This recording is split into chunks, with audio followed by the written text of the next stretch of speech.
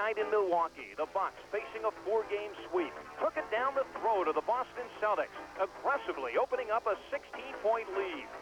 But Larry Bird caught fire in the fourth quarter, scoring 17 of his 32 points, and in sensational fashion, brought the Celtics to within 4. But Milwaukee, with Marcus Johnson injuring his knee in the second half, received great help from the bench. 7-foot Paul McKeskey rose to the occasion to keep Milwaukee's hopes alive. Don Nelson and his Bucks are back in Boston tonight for game number 5.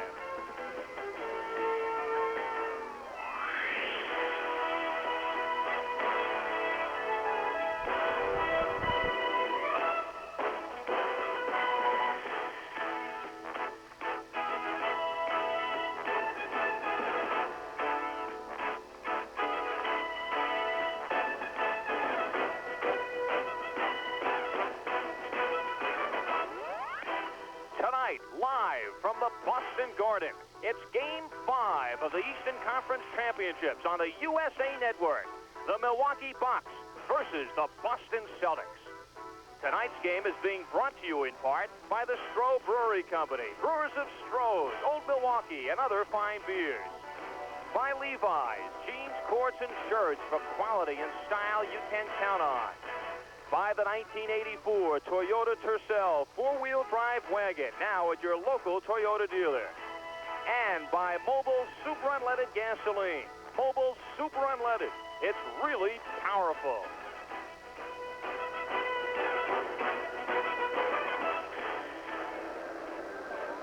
Good evening, everybody, and welcome to game number 5 of the Eastern Conference Finals between the Boston Celtics and the Milwaukee Bucks.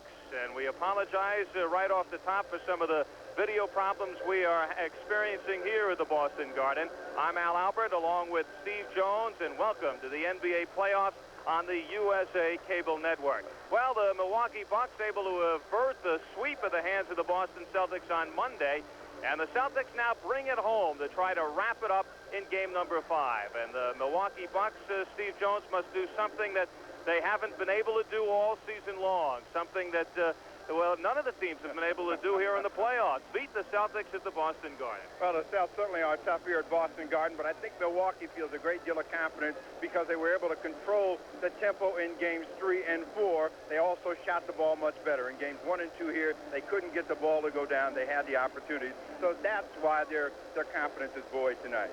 Well, when we come back, we'll take a look at the key players in tonight's game, including Milwaukee's Marcus Johnson.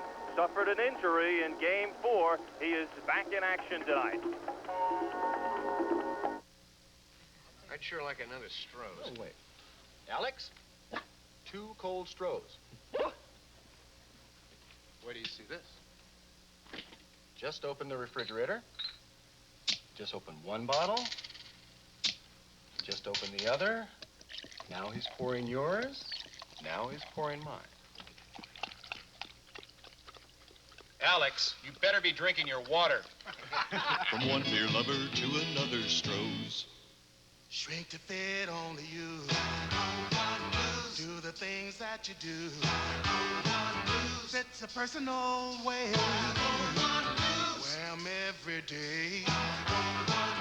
Nothing like these jeans, the coolest jeans I've seen. 501 Blues.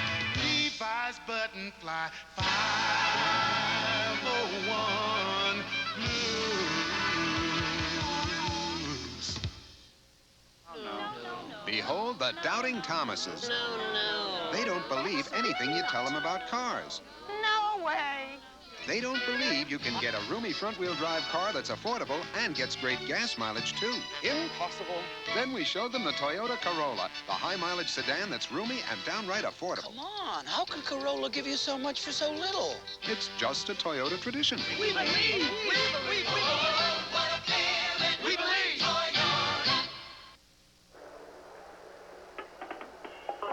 The Boston Celtics have been riding on the wings of a bird.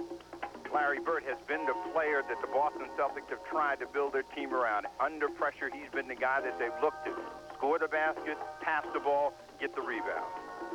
And after a 6-point performance Monday night, Kevin McHale is happy to get back to Boston. At the Boston Garden, Kevin McHale shooting over 60%. Somehow on the road, just 37%. McHale will use that home court advantage tonight. And the major question here tonight is the health of Milwaukee star forward Marcus Johnson. He suffered a hyperextended right knee late in the third period of game number 4. He is dressed tonight. He certainly will play, but it's a question of how effective he will be. Well, this is playoffs, and only the strong survive, and he's going to give them everything he's got. What he's going to try to make them do is have Larry Bird guard him and tire him a little bit at the defensive end, so it won't be quite so effective offensively. So Marcus Johnson is in uniform tonight. The Bucks also need more than 14 points from Sidney Moncrief. Could 40 minutes a game be taking its toll? Well, I think it's more the inside game of Moncrief and the fact that the shots have not gone down, and the Boston Celtics have Parrish and McHale inside who knock the ball back with regularity. Game number 5 between the Boston Celtics and the Milwaukee Bucks from the Boston Garden. Starting lineups, opening tip, coming up next. What a bummer. Another engine we can't mess up. How could Mobil do this to me? Yeah, make their super unleaded gasoline that good. It's really powerful. High octane is so... Knocking and pinging is becoming a lost art. Yeah. I just hope nobody else finds out how good their gasoline is. How could they find out? Mobil could make a television commercial. Nah. Slim, rich Loris quartz.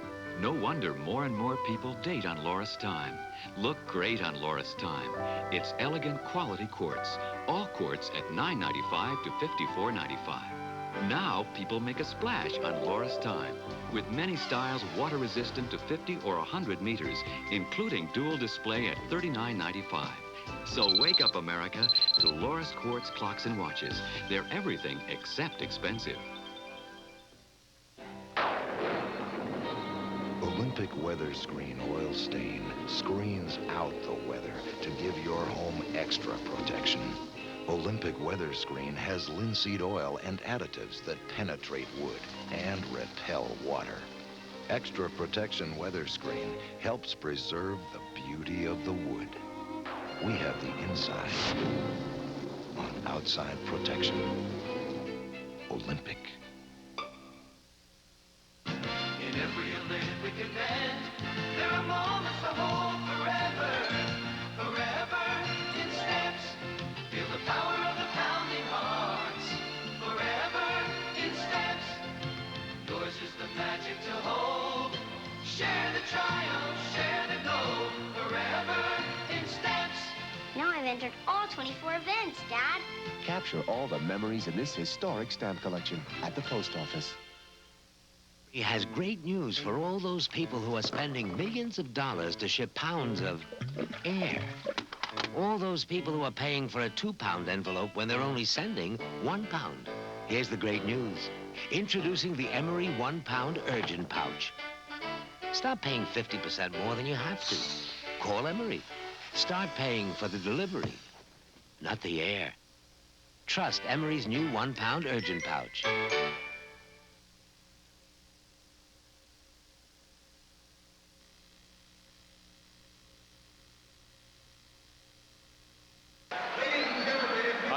I hear you, but I only hear noise. I don't hear me. Game number 5 between the Milwaukee Bucks and the Boston Celtics. The Celtics lead the series 3-1. Could not wrap it up in a 4-game sweep. They would have loved to have accomplished that to avenge last year's 4-game sweep at the hands of the Milwaukee Bucks. Casey Jones taking over in his first season. Here is coach of the Celtics and receiving an award and a standing ovation from the crowd. Casey Jones, who in 9 seasons as a player here, won 8 championships, and now as a coach for his first season, trying to put another banner atop the Boston Garden. And here's the response from the crowd for Casey Jones.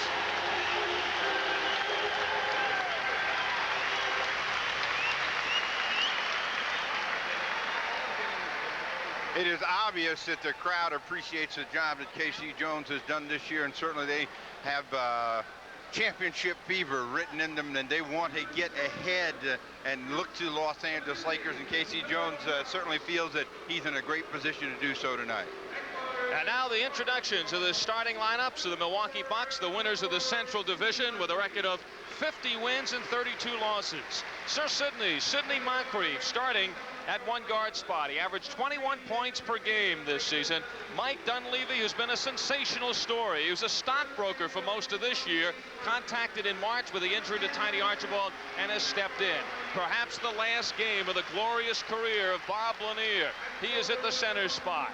And at the forwards, Junior Bridgman, a valuable six-man, but he has been inserted now in the starting lineup with Alton Lister coming off the bench. And yes, Marcus Johnson will be playing. Tonight he is wearing number 6. That is the least of the concerns for Don Nelson, that they forgot Marcus Johnson's regular uniform with the number 8 on it. But he is in the lineup with a hyperextended right knee, and it's a question of how long, how effective he will be tonight. And of course, Don Nelson, the former Boston Celtic, now coaching the Bucks. And now it's the Celtics to be introduced to this packed house at the Boston Garden. Dennis Johnson, who's been very effective in these playoffs, comes out his 8th year from Pepperdine. He's one of those big moment players that's been able to knock down some big shots. Gerald Henderson has probably been the most underrated player in this series, with big third periods in games 3 and 4 to help the Boston Celtics get back into ball games in Milwaukee. Robert Parrish, in the middle, he has struggled, has not been able to get the basketball up and down, and not been able to avoid foul trouble against a very physical play of Bob Lanier. He'll be in the middle. At the other forward, Cedric Maxwell, and Maxwell this year has been given the task of shutting down the super players of opposition, and of course Larry Bird, and the crowd responds to the do-all man for the Boston Celtics. K.C. Jones, and you see the games that he has coached and his record in the playoffs.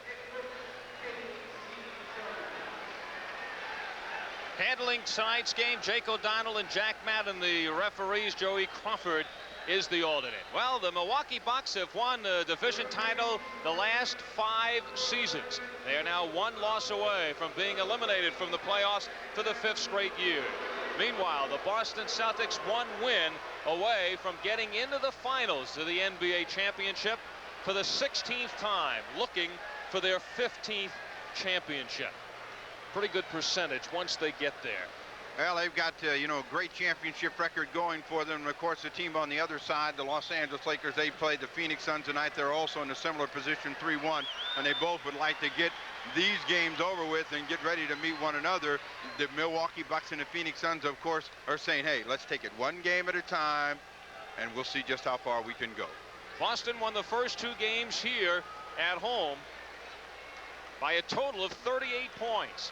Then they went to Milwaukee.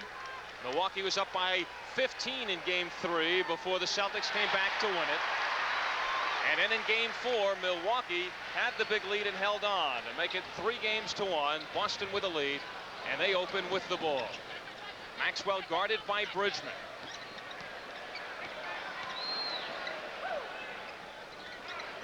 Parrish.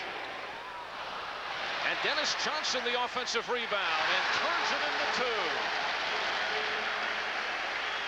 Celtics will be conscious trying to get Parrish going early. He was held to just 6 points in game 4 and in foul trouble throughout that ball game. Moncrief quickly takes it against Johnson, and he is picked up by Bird and foul. Well, that's one of the things that Milwaukee did last year that made it difficult for the Boston Celtics to handle it. With Moncrief taking it to the basket, a healthy Marcus Johnson going inside, they were able to isolate, go one-on-one, not only take advantage of the foul situation, but they were shooting the ball as well, and they swept. This year, they have gone back to that same philosophy. The foul was called on Dennis Johnson. So Moncrief, who shoots at 85% from the foul line. Only Jeff Rulin played more minutes than Moncrief. Moncrief played 3,075 minutes, 7 less than Rulin. That comes out to around 38 minutes a game, and a question on that frame is taking its toll now in the playoffs. Now, there's no question he's not nearly as effective as he's been during the course of the regular season. Henderson, as you said, an unsung hero for the Celtics in this series. He has been solid. Marcus Johnson wearing that number 6, the new uniform, and it's Parrish who gets it out to Henderson. He has Maxwell, the crowd alive. Henderson all the way.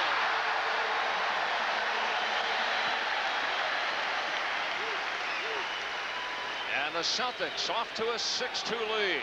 The threat from three-point land. Dunleavy. Lanier has room. Johnson.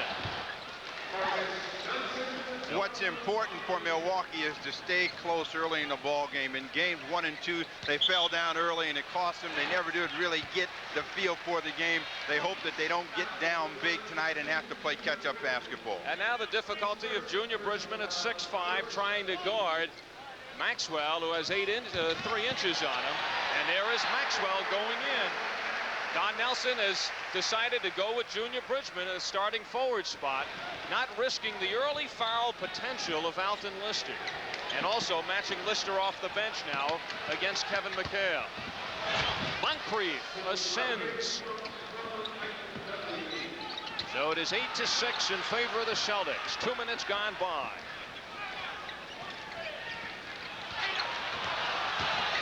Johnson squirts inside. Stays with it. It counts. He is fouled.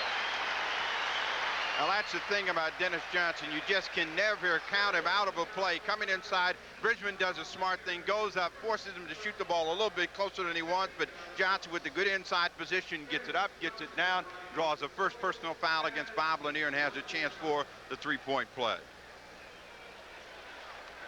Dennis Johnson has stepped right in, the second leading scorer for the Celtics in the playoffs. He is playing 37 minutes per ball game. The Celtics, another of a long line of great deals, acquiring Johnson from Phoenix for Rick Roby, and the quick dividends this year. Lanier. Moncrief over the back of Henderson. So Sidney Moncrief coming out inspired tonight.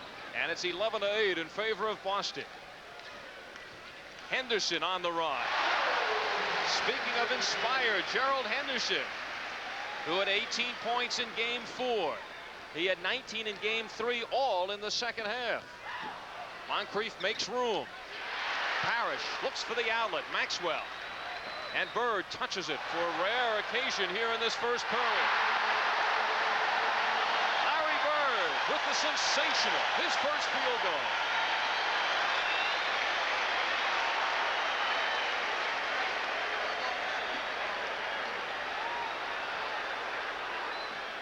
Dunleavy, beautiful play, using the basket against Henderson. Now the one thing that Milwaukee has done at their offensive end, again, spread the offense, pull Lanier out, that takes Parrish out. There's no shot blocker inside. Dunleavy gets an easy 2. And now Jake O'Donnell and Jack Madden with the whistles. Madden makes the call. The foul against Moncrief. He gets his first. And a quick substitution made by Don Nelson. He brings in Paul Pressey. And he replaces Junior Bridgman. Pressey was the leading scorer in game number 4. 22 points. And now it is Pressey who will try to battle Maxwell. Well, 2 long-arm players right there, but they're going with the idea that Pressey is a better leaper. Also with the long arms may stand a better chance against Maxwell, who still has size. Bird, tough shot. And it is Dunleavy being pressed in the backcourt by Dennis Johnson. We're 4 minutes into this first period. Boston leading by 5. Moncrief gets the foul. Almost the basket. He'll get his 2 shots. That has been the one thing that has been missing from the offensive arsenal of Sidney Moncrief, and that is the perimeter jumper. This time he gets Henderson off his feet, takes it up. At the last possession and he had the ball, he was a little hesitant to take the outside shot, tried to get a little bit too close, missed it, but he's back at the line. 6 points, working on a possible 8.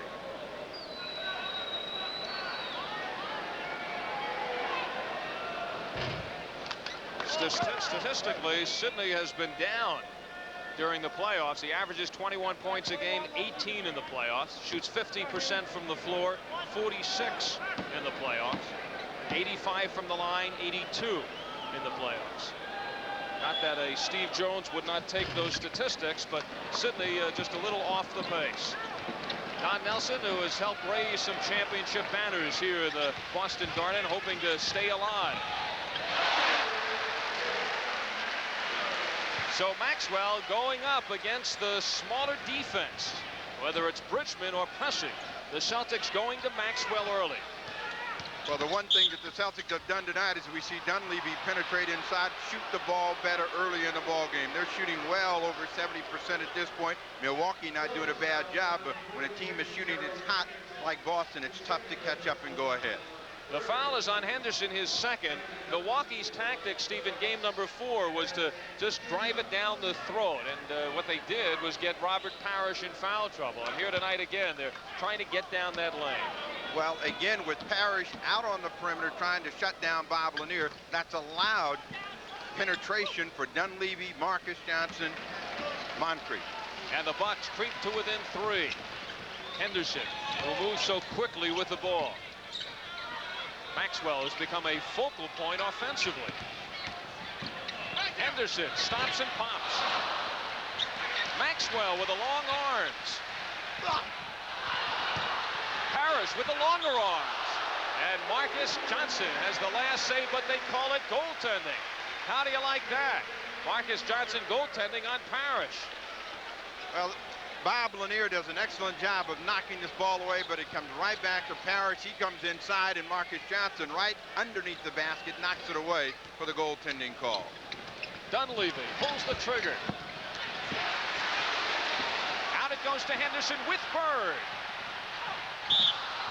Bird never had control of the basketball, but Boston will get it back. They're going to call a foul on Paul Pressey from the rear. And Henderson will get you the free throw line, and that's one of the things that Boston loves to do here in the Garden. They want to run at every opportunity. They also like to keep the crowd involved with that running game. So Henderson, Bird, Dennis Johnson will be looking to push the tempo of the game tonight. Well, Boston cannot be too upset in knowing Milwaukee also is trying to run. After Boston played a 7-game series with the Knicks, we'll look to slow it down every chance. Now Lanier knocks Henderson out of the way, and the steal by Maxwell. There are the long arms of Maxwell. We've seen him do that throughout this series against Paul Pressey.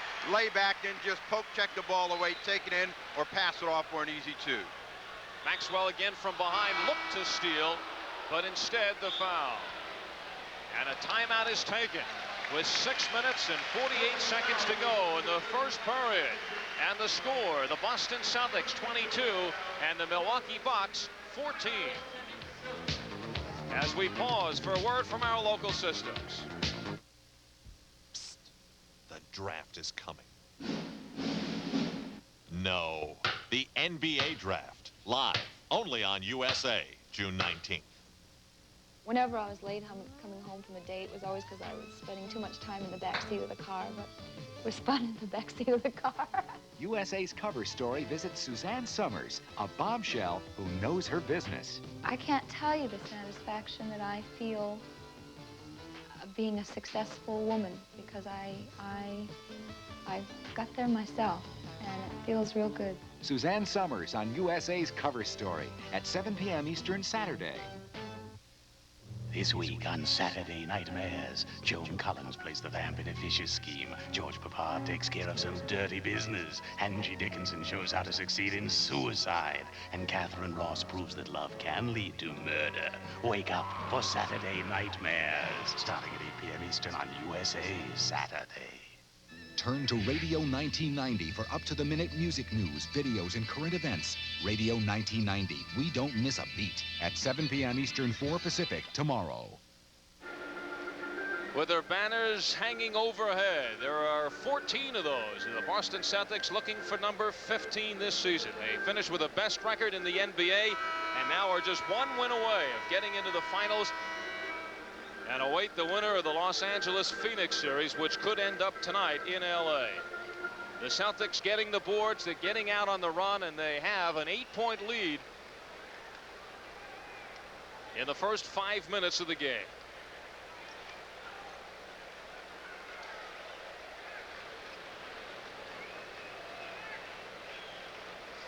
Casey Jones, he has been to the finals already as a coach of the Bullets back in 1975. Trying to forget that one, though. Swept in 4 by Golden State. Marcus Johnson testing the knee. Second shot from the outside for Marcus Johnson, again trying to make Larry Bird work at the defensive end. Bird with Lanier on him, trying to force it inside again, looking for Maxwell. And Milwaukee gets the ball back. Well, Marcus Johnson had switched off. Maxwell and Parrish were both there, and the ball just went over both of them. So Marcus Johnson brings it back up for the Bucks. Pressey, the move on Maxwell. So Paul Pressey, who is known as a defensive specialist, doing it offensively in this series against the Celtics. Parrish, he is pushed from behind. That is the reason that ball ricocheted off the glass the way it did. Lanier has a foul, his second. Well, he gets a good deep position, and many times we've said anytime a center, any player gets that good deep position in there, nothing good is going to happen for the defense. He picks up a foul. That's going to probably get Lanier out for a quick breather. Paul Mokeski will probably check in. And Kevin McHale is in for the Celtics, winning the 6th man award, best 6th man in the NBA this season. And he has really created havoc in matchups for opposing coaches. And now Paul Mokeski, who has become one of the valuable players for the Bucks in this series.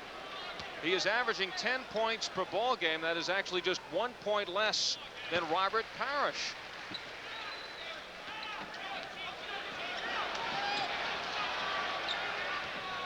Five-point lead for the Celtics. We're midway through the first period. Pressey on Henderson. Moncrief steps inside. See how Moncrief is hesitating. He had the shot on 2 occasions, took it inside, then missed it off the glass, so he's not shooting the ball with the same confidence. Steal by Lanier. 2-on-1 with Moncrief and Johnson. The trailer was Pressey.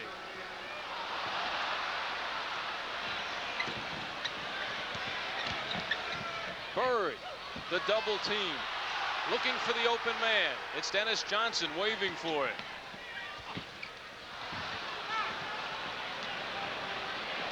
Pressey. Some razzle-dazzle. So much for defensive specialist. And the Bucks have moved to within 1. Pressey can play in the open court. He is a slasher and a runner, and when they can get him out there, he's most effective. They get a 3-second violation, so the Celtics in the last 3 possessions have seen some stiff defense by Milwaukee, and Milwaukee has scored inside. 5 minutes left in the first period. Things turning here as Pressey, the insertion of Paul Pressey, turning things around when they move Pressey to the back court. Inserting Mokeski now alongside of Lanier and Marcus Johnson up front. Lanier wide open. But for too long. He was calling and calling for the ball. Mokeski got him late. Well, Mokeski's not your Larry Bird in green for the Milwaukee Bucks, so it took him a little while to find the open man. Timeout, Boston. Although after the last couple of games, they've been building him up in Milwaukee as the second coming of Larry Bird. Well, a timeout taken by the Celtics. 4 minutes, 41 seconds to go in this first period, and the Celtics now holding on to a 1-point lead.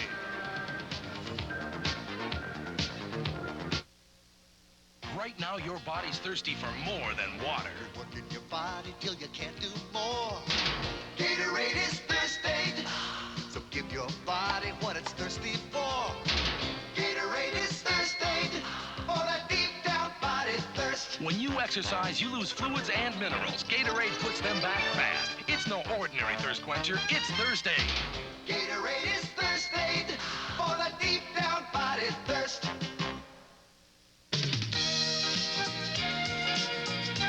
Challenging.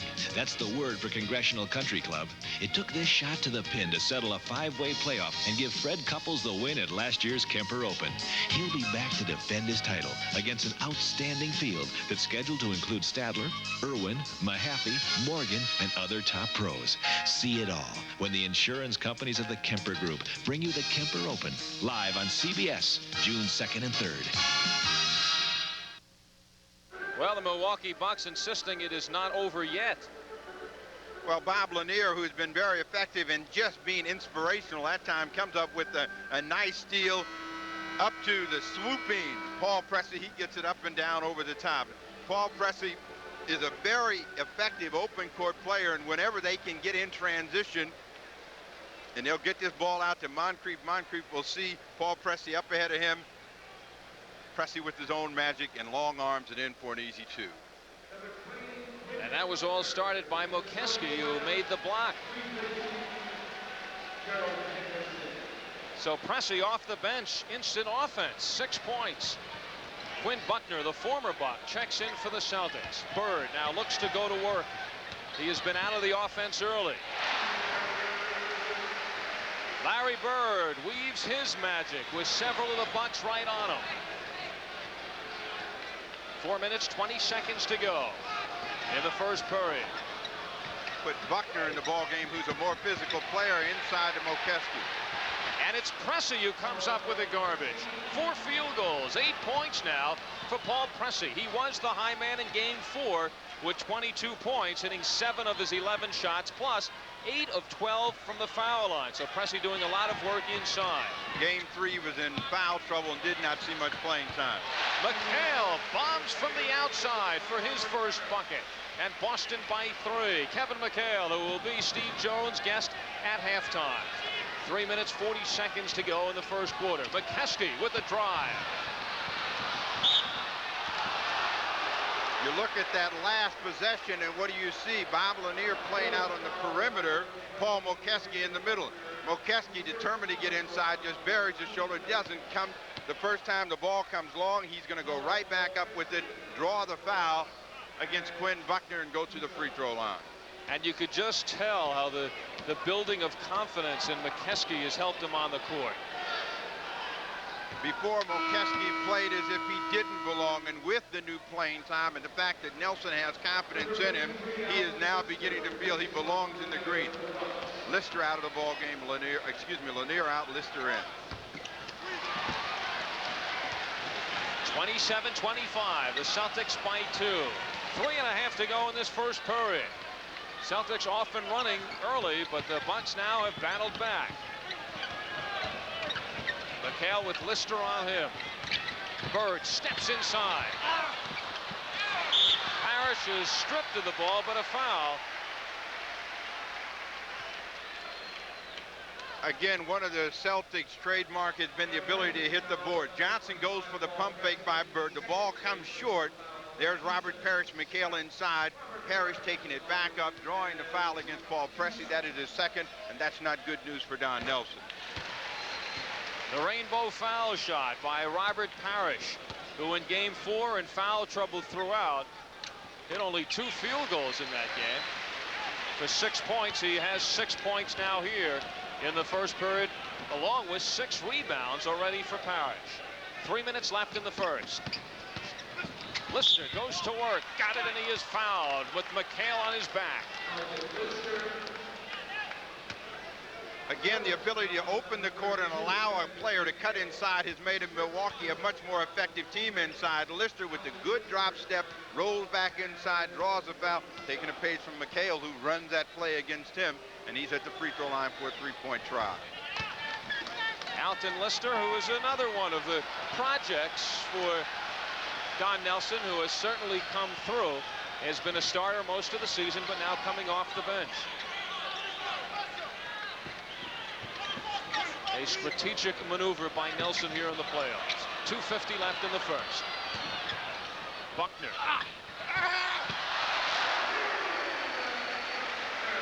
That nice soft touch. You talked about Mokeski's confidence. There's a player who's come back to play with confidence, Quinn Buckner. And he is now guarding Pressey. No foul.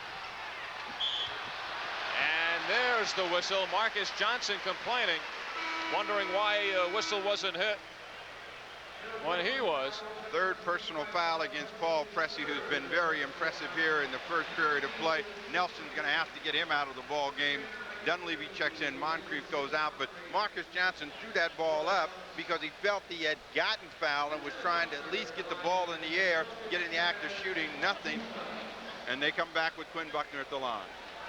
And as Buckner stands at the foul line, Marcus Johnson talking it over with Jake O'Donnell, who offers his explanation. And now it is Cedric Maxwell back in, replacing Larry Bird. Bridgman replacing Paul Pressey.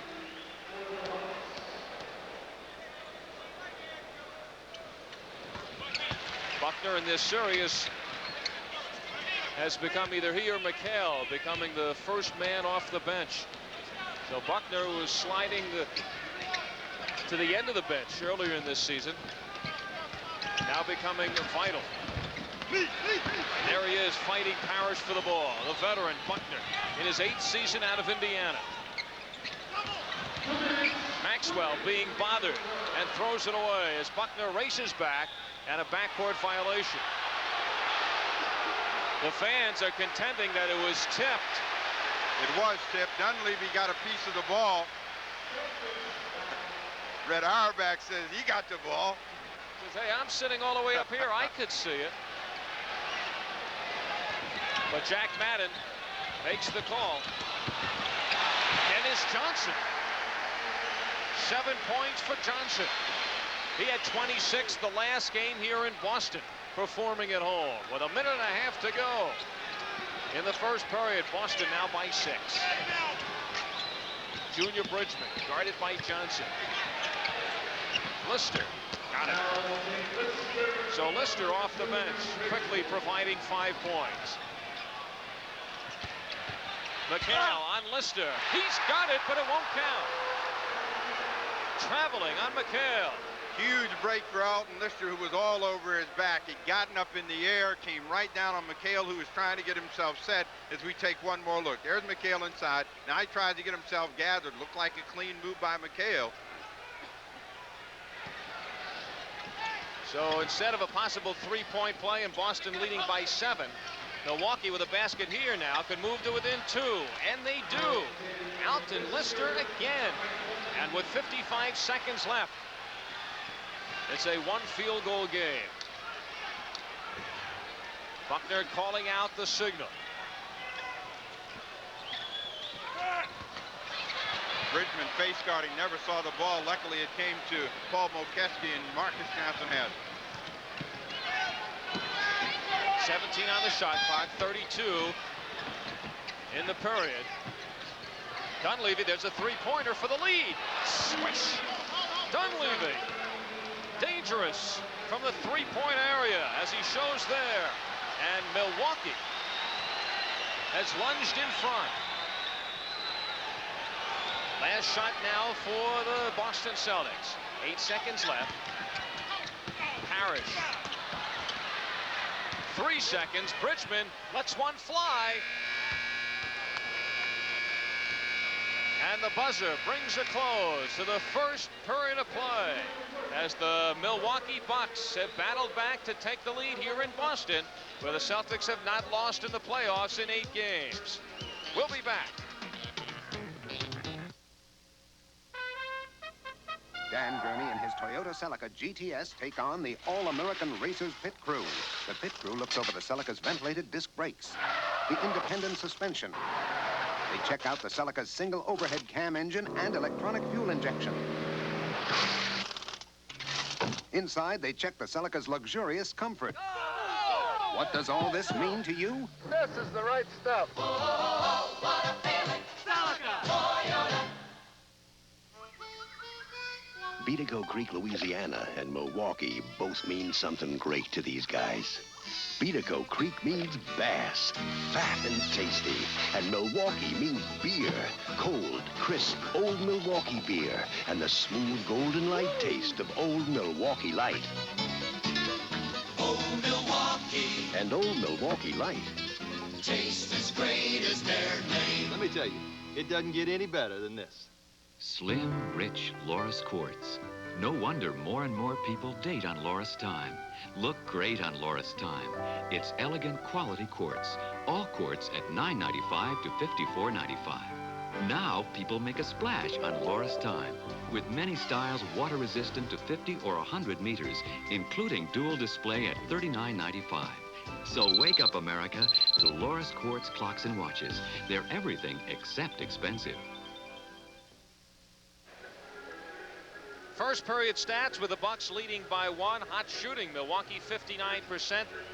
And the Celtics at 61% from the floor. The Celtics with a wide margin off the boards, 13-5. They have 6 of those rebounds off the offensive boards. But those stats look like an even ball game, and that's what we have as we get period number 1 underway. A 1-point lead for the Milwaukee Bucks and possession of the basketball.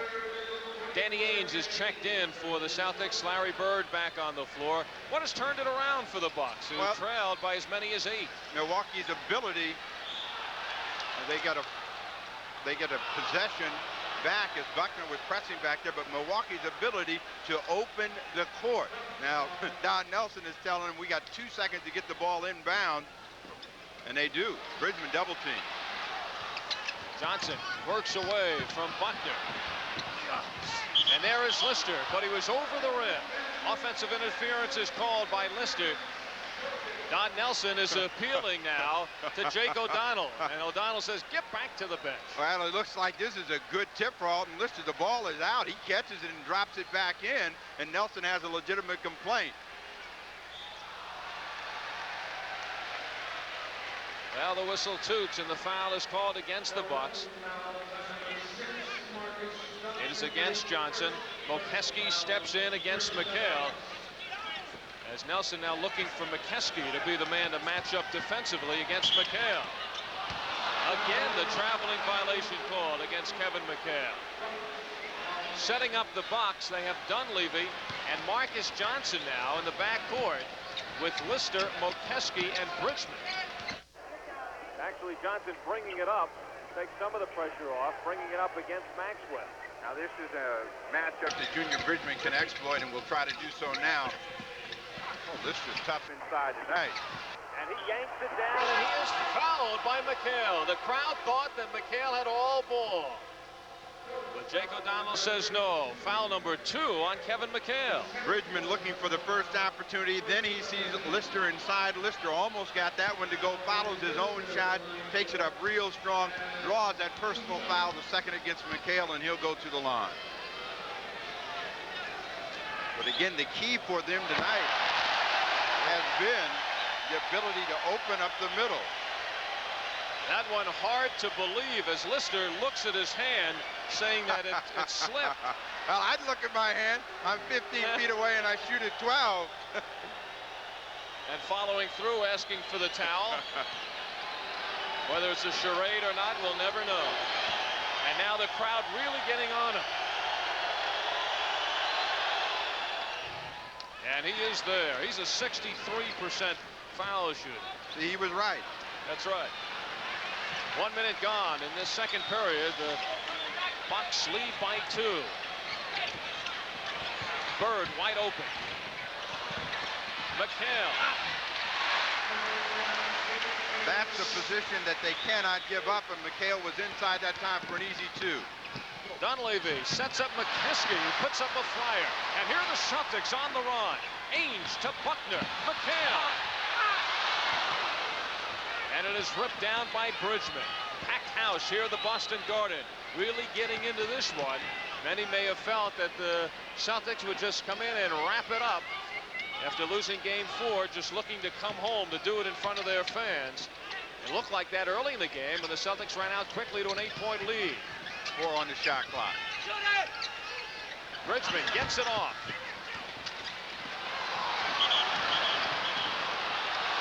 Violation by Quinn Buckner. He caught the ball, dribbled, then he was off balance, dribbled it again, so the Milwaukee Bucks get a good turnover in the possession of the ball back. Johnson out of the ball game, Moncrief in. Moncrief had 8 points in the first period. Lister watched by 2 men. Illegal defense going to be on either Danny Ainge or Larry Bird. Bird was guarding Lister. Ainge dropped back to give the double team, so he'll draw it. Pressey in the ball game.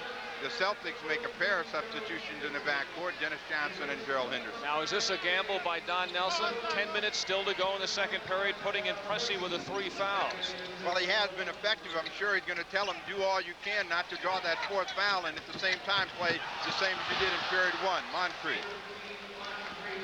Double figures for Sidney Moncrief, and the Celtics now with the ball trailing by 2. Johnson steps inside. And here's Moncrief with Lister. Henderson is back. As Moncrief gift wraps it to Alton Lister. And Lister off the bench now has hit the double figures mark with 10. And the crowd gets louder and louder, urging the Celtics back. That's 20 points off the bench for the Milwaukee Bucks here, and we have not seen intermission. Nice Maxwell brings some moves out of the closet. He is certainly getting into it offensively.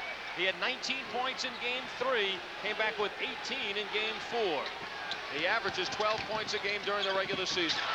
The block by McHale. It is Maxwell keying the break to Bird. It will count. Goaltending called against Milwaukee as Larry Bird gets 2 the hard way.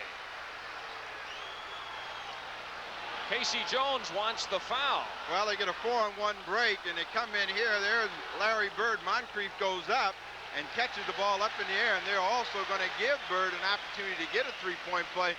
Looked as though there was no contact, but Bird goes down, and he will walk to the free throw line. So a foul is called as Bird colliding with the floor. And they call the foul on Pressey. A turn of events there. Pressey. He wasn't even there. This would be his 4th, as we judged on the tapes, and now Pressey, holding his head, cannot believe it. A timeout is taken with a score. The Milwaukee Bucks 40, the Boston Celtics 40. As we pause for a word from our local cable system.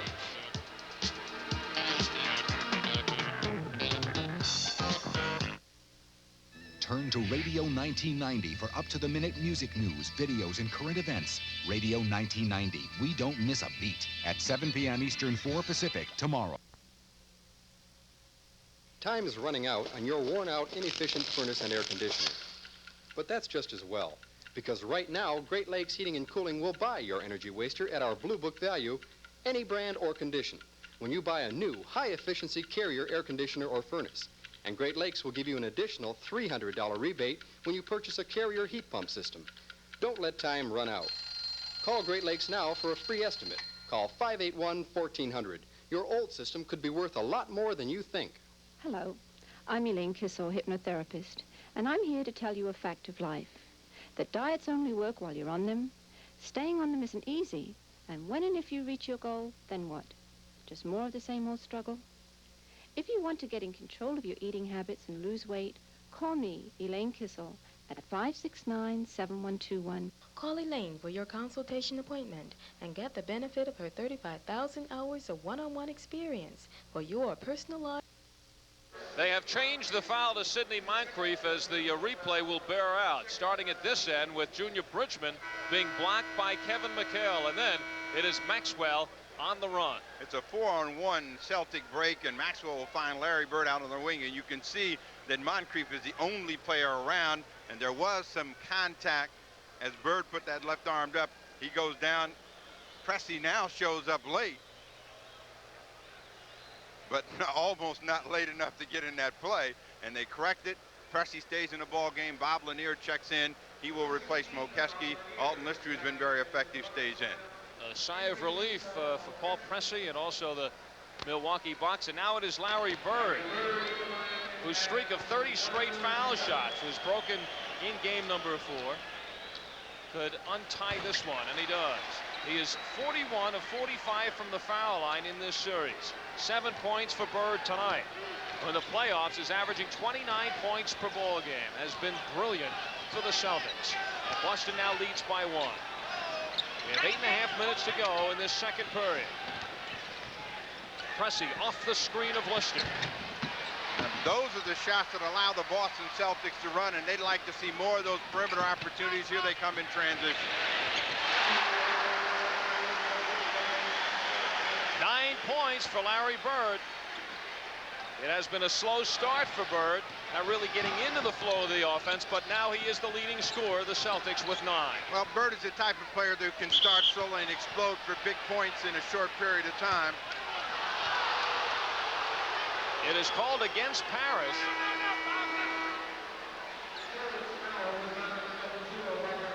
Well, Parrish done a better job tonight in Game 5 of staying out of foul trouble than he did in Game 4. That's his first personal. Johnson in the ball game, Lister out. Milwaukee was leading 40-36, but Boston now has reeled off 7 straight points.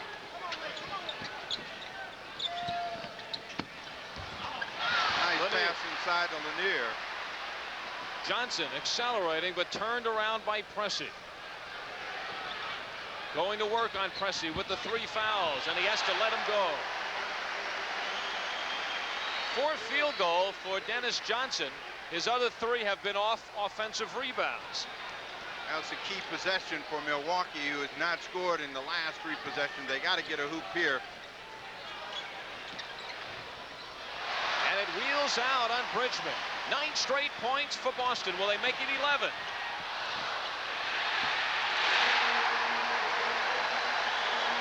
The Celtics on a roll, and Don Nelson comes onto the court to call a timeout. 11 straight points for the Celtics. They have gone from a 4-point deficit to a 7-point lead with 7 minutes and 12 left in the first half. Toyota is turning the truck world upside down with a new generation Toyota 4x4. An all-new truck designed to give you more room and more comfort, yet tough enough and rugged enough to take on anything it can put its 4 wheels on. The 1984 Toyota 4x4s, now an even tougher act to follow. Oh, oh, oh, oh, what a feeling, Toyota. This bartender's the next big league pitcher and loves to serve fire-brewed Strohs. See what I mean? That was his fastball. That was the curve. Look out. Wild pitch. What was that? Relief pitcher. From one beer lover to another Strohs.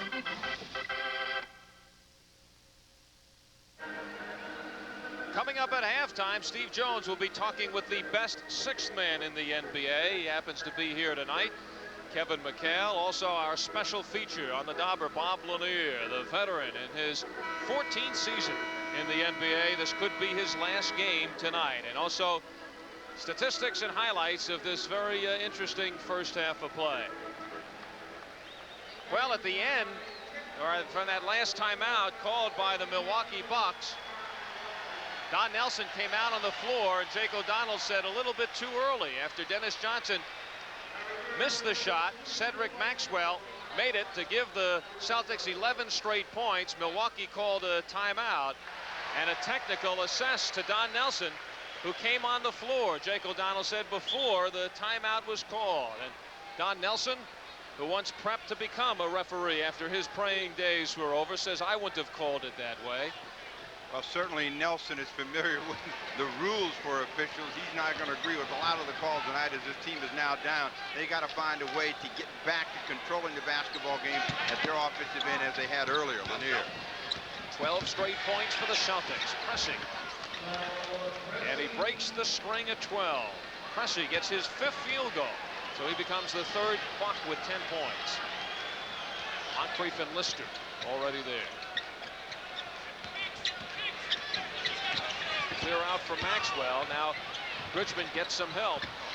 Maxwell struggles through. Cornbread Maxwell, one-time most valuable player in the NBA playoffs, bringing a championship here in 1981.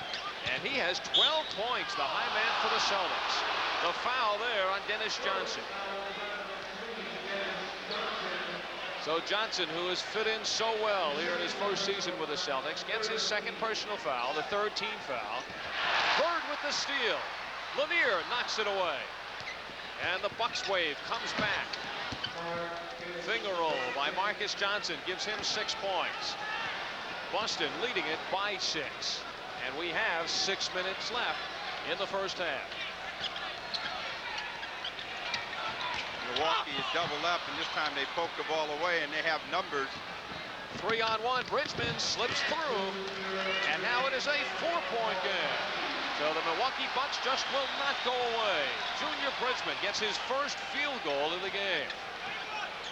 He had 20 in Game 4, leading the Bucks to their lone victory in this series. Well, part of their theory is to double up on the basketball. They get to Maxwell, and he throws up a tough shot.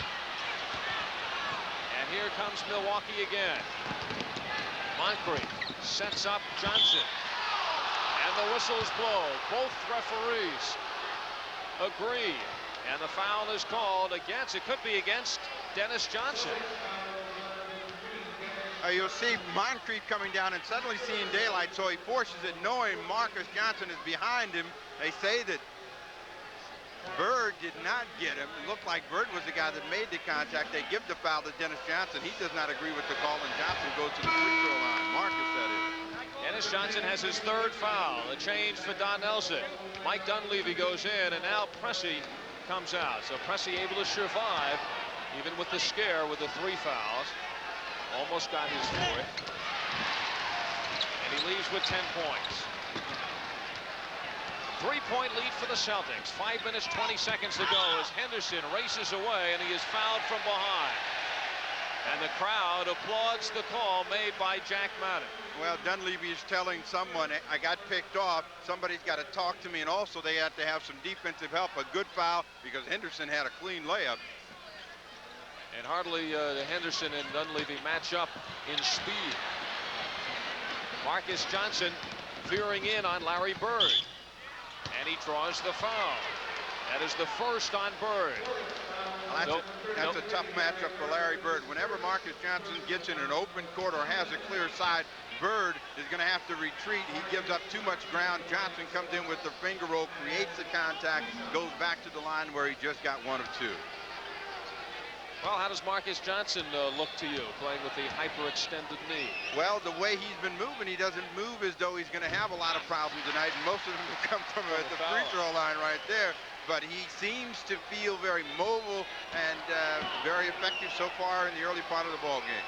Well, he was out most of game number 4. He injured his knee after he took a shot, kind of backed up and collided with Cornbread Maxwell and sat out the last quarter. There's Maxwell again and Bridgman. Bird finds Henderson, who is almost bumped in the press row.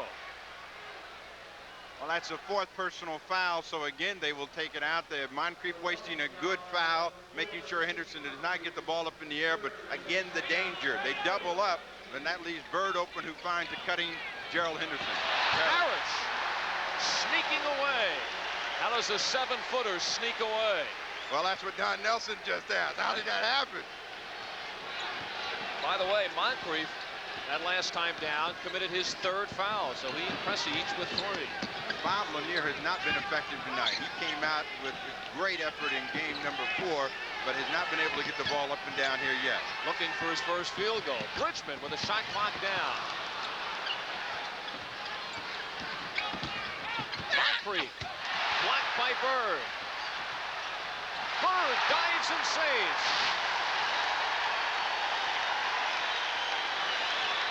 Maxwell licking his chops against Dunleavy, calling for the ball. He gets it and will go to the line. Well, Dunleavy, realizing he was in trouble, wanted to get to him before he could get in the act of shooting. You have such good abilities. We take a look at a Moncrief down at the other end. Bird with good position, just puts his hands up, handcuffs Moncrief. He'll go to the floor to make the save. And that's what allows the Celtics to get in transition. He said, Sidney, remember, you're only 6'4". They have become accustomed to Larry Bird doing those sorts of things. The amazing thing about that is, remember we were here at the end of the season, when the last games, when the Celtics had already wrapped it up. They were 10 games ahead of Philadelphia, and he was doing that at the end of the regular season. Well, I guess that goes in the category. That's just his style of play.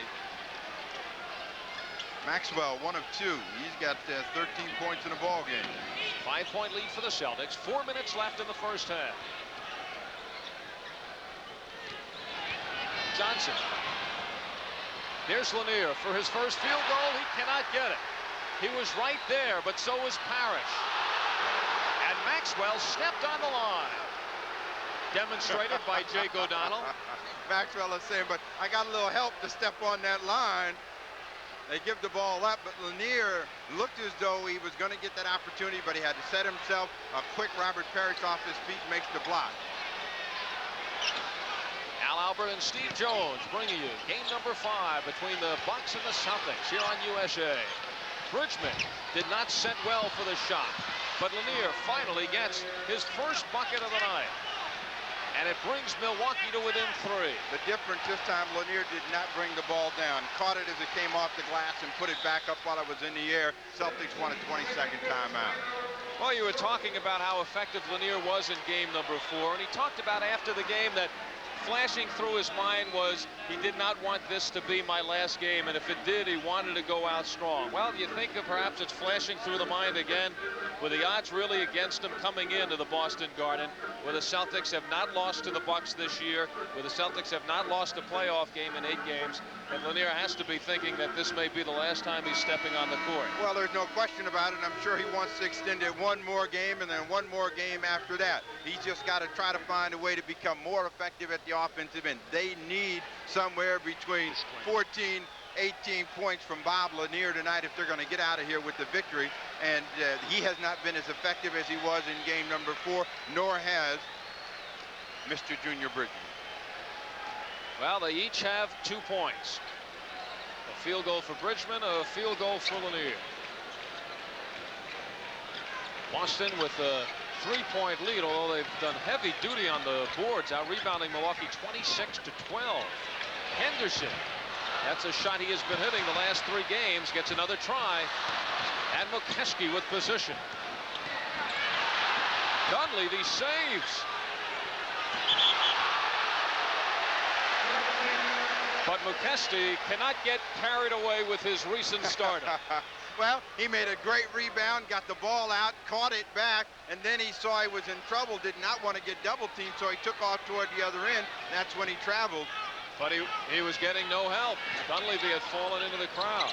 So we're under 3 minutes here in the second quarter. Easy call for Jake O'Donnell to make. McHale had the good post-up position. Both hands of McKeskey were in his back. He'll go to the free throw line with 2:45 remaining. McKeskey gets his first personal foul. 53-50. The Boston Celtics lead it by 3. And Kevin McHale, who will join Steve Jones at halftime. As the graphic told you, here in his 4th season out of Minnesota, has never missed a game since entering the pro ranks.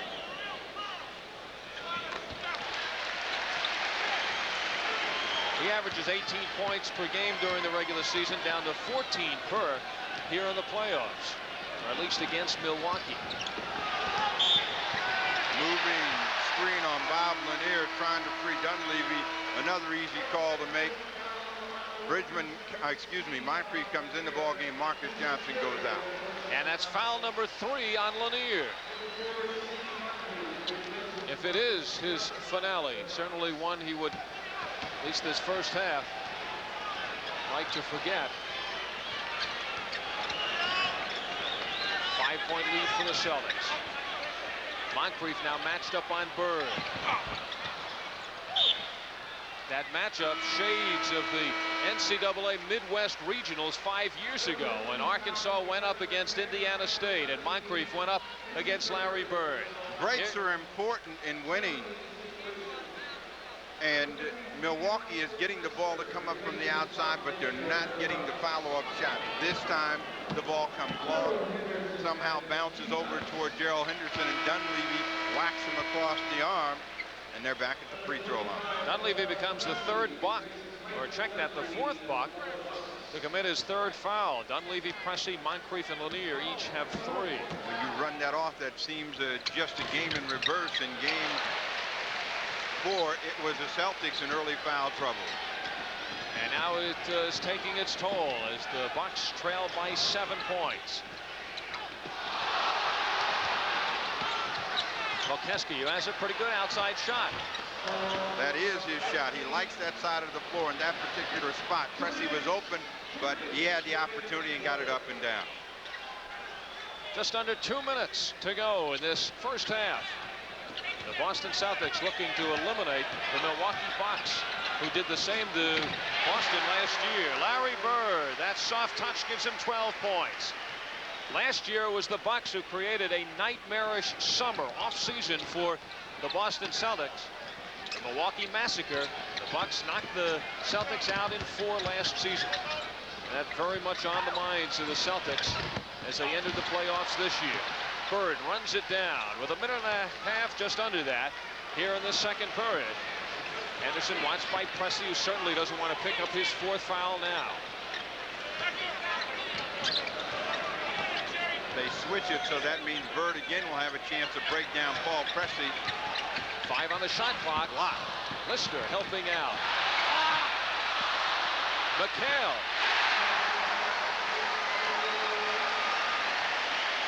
McHale perhaps looking for a foul.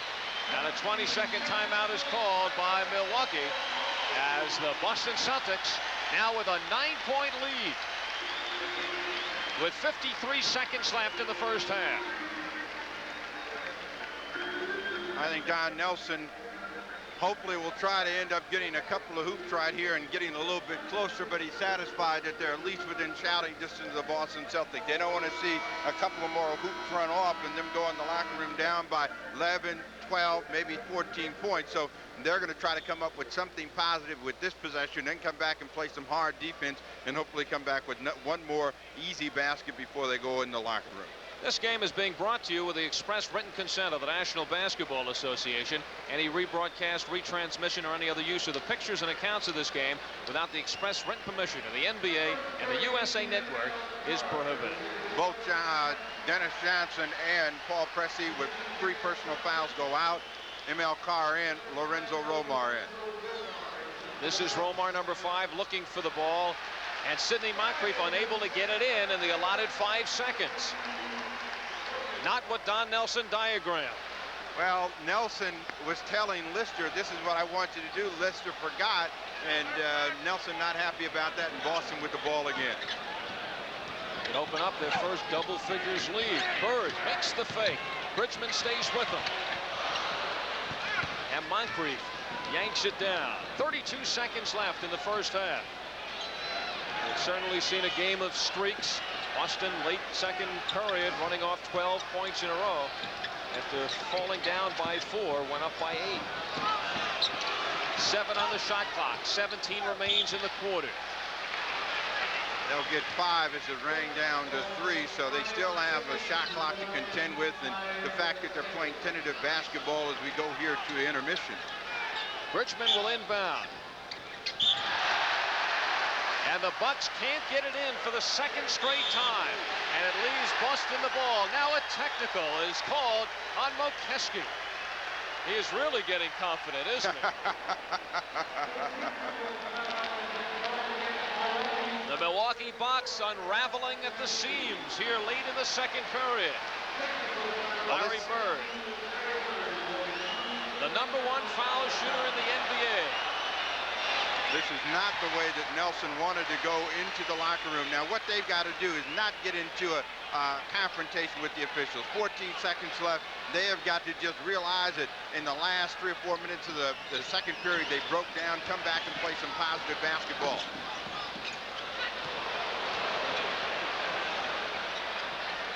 Five seconds left. It is Bird into McHale. But the crowd will rise as one. A standing ovation for Casey Jones and the Boston Celtics as the Celtics leave for their locker rooms at halftime, enjoying their biggest lead of the game. Celtics 62 and the Bucks 52 at the half. In every Olympic event, there are moments to hold forever, forever in steps. Feel the power of the pounding hearts, forever in steps. Yours is the magic to hold. Share the triumph, share the gold, forever in steps. Now I've entered all 24 events, Dad. Capture all the memories in this historic stamp collection at the post office. No. Behold the Doubting Thomases. They don't believe anything you tell them about cars. Absolutely not. They don't believe you can get a real sporty car that's affordable. Then we showed them the Toyota Corolla Sport Liftback, the real sporty car that's truly affordable. Come on. How can Corolla give you so much for so little? It's just a Toyota tradition. We believe. We believe. Oh, what a feeling. We believe. I'm going to Kingsford tonight.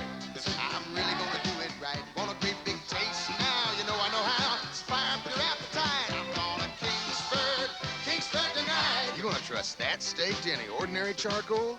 Kingsford cooks better. No other charcoal burns so hot night after night. Hot enough to seal that juicy flavor in tight. I can't wait for that first bite. Kingsford tonight. I'm going to Kingsford tonight.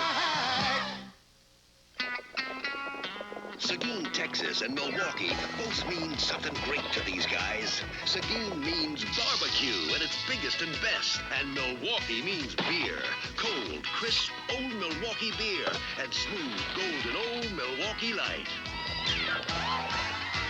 And old Milwaukee. And old Milwaukee Light. Tastes as great as their name. You know, it doesn't get any better than this.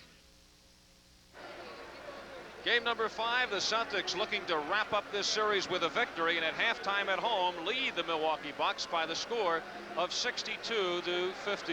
One of the deadly weapons the arsenal of the Boston Celtics is 6'10" Kevin McHale, coming off the bench, recently voted the winner of the Sixth Man Award in line with a rich Celtic tradition. He talked with Steve Jones earlier. Main reason the Boston Celtics have been so tough right here at the Boston Garden has been Kevin McHale. You have not lost a ball game in the playoffs, Kevin. How about tonight's ball game? The fact that it is here at home, do you feel that you have an edge? Yeah, we always feel we have an edge when we're at the Boston Garden. We've been playing pretty well here. We haven't been playing that poorly on the road. It just seems the other team plays much better. We seem to set tempo here early in the game, and that's what we've got to do. We've got to come out tonight, set tempo, get it running, get our game established early, and then play basketball. Well, the two things that's been said about the Boston Celtic tempo and style of play has been the ability to hit the offensive glass and also run the floor. Now, that's what you were able to do against Milwaukee in those early ball games. Why weren't you able to do it consistently in Milwaukee? They've shot much better, first of all. They were shooting, and it's tough to run when the ball's going through the net and you're trying to grab it and run the other way. But they spread their offense out a little more and caused us some confusion on defense. We weren't getting the steals and the easy little rebounds that we were getting earlier. We've got to come out and play more aggressive defensively wise, close the court down on them, take away some of the prime things they try to do, like the Marcus drives and the Junior Bridgman long shots and the Bob Manure isolates. And so if we can do that, we'll be much more successful. We didn't do that in the fourth game. We got to do it in the fifth game. All right, well, this is game 5. One thing that you guys have faced through not only this series but the New York series as well has been a lot of double teaming. Do you feel as a player that your team has adjusted to that and that strategy is really no longer effective for Milwaukee or anyone else that you'll play, possibly LA? We've overcome a lot of the problems that we have with the double teaming. I think still it affects some of the big people sometimes. Your numbers go down, you're trying to work, and you find that every time you turn, you're running into somebody. But we've overcome that with moving a couple key players around. We're trying to get Larry. When they double team, we're trying to make sure it has to be Larry's man to double team, or else the other guy's got to run so far to get to you. You have a time to make a move. And Larry's been shooting the ball real well. Gerald's been playing well. He's been shooting the ball. And DJ drives so effectively. When you're running out to meet him, he has that head fake and that drive. So we've kind of established what we want to do against a double team, and it's been effective for us. All right, now, will you feel that your team has been guilty or any individuals will be guilty of looking ahead? Even though you're playing tonight, you know that Los Angeles probably will be your next team, and you could perhaps get off to a slow start tonight. No, I don't think so. I think we all realize that tonight's the big game for us. No one wants to go back to Milwaukee. We don't want to be faced with a 7th game situation for 2 reasons. One is that if we do win, advancing to the next round, you're so doggone tired from that 7th game. It's tough to get going. We could use a couple days off. Everybody is a little beat up. You know, I got a little twist on my ankle that the swelling hasn't been going down. Robert's got the same thing. Max has got a little bit of a thigh pull, and so everybody needs a little bit of a rest. And it'd be nice to be able to wrap it up tonight. But you know, there's no quitting the Bucks. They're a veteran team. We have a lot of respect for them. They play very well. They've got very talented players. And they're going to come out and play as hard as they can. They have nothing to lose and everything to gain tonight. All right, that's Kevin McHale. Al Albert, you were right about one thing. He is the best 6th man in the league. All right, Steve Jones. Well, on many teams, he'd be quite a good 1st or 2nd man.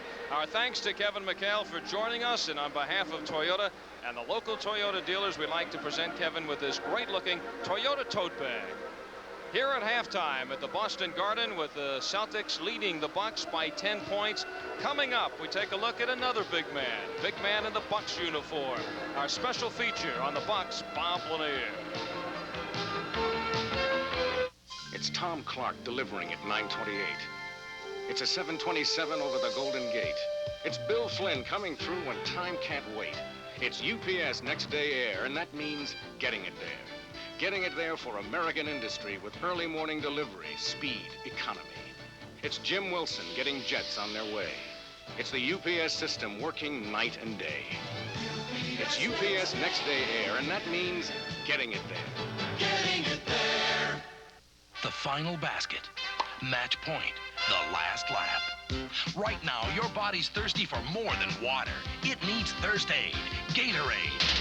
Gatorade is Thirst Aid for a deep down body thirst. When you exercise, you lose more than water. You lose potassium, minerals, fluids. Gatorade puts it all back fast. It's no ordinary thirst quencher. It's Thirst Aid. Gatorade is Thirst Aid for a deep down body thirst. Challenging. That's the word for Congressional Country Club. It took this shot to the pin to settle a 5-way playoff and give Fred Couples the win at last year's Kemper Open. He'll be back to defend his title against an outstanding field that's scheduled to include Stadler, Irwin, Mahaffey, Morgan, and other top pros. See it all when the insurance companies of the Kemper Group bring you the Kemper Open live on CBS, June 2nd and 3rd. Slim, rich Loris quartz. No wonder more and more people date on Loris Time. Look great on Loris Time. It's elegant quality quartz. All quartz at $9.95 to $54.95. Now people make a splash on Loris Time. With many styles water resistant to 50 or 100 meters, including dual display at $39.95. So wake up, America, to Loris quartz clocks and watches. They're everything except expensive. Welcome back to the Boston Garden. The Celtics, with a surge late in the 2nd period, now owned a 10-point lead at halftime over the Milwaukee Bucks. And for the Bucks, Bob Lanier still searches for the golden ring. At 35 years of age in his 14th season of an outstanding career, time is running out on that championship season. For 1,000 games and 19,000 points, Bob Lanier has accomplished everything in basketball except the ultimate reward of being crowned champion.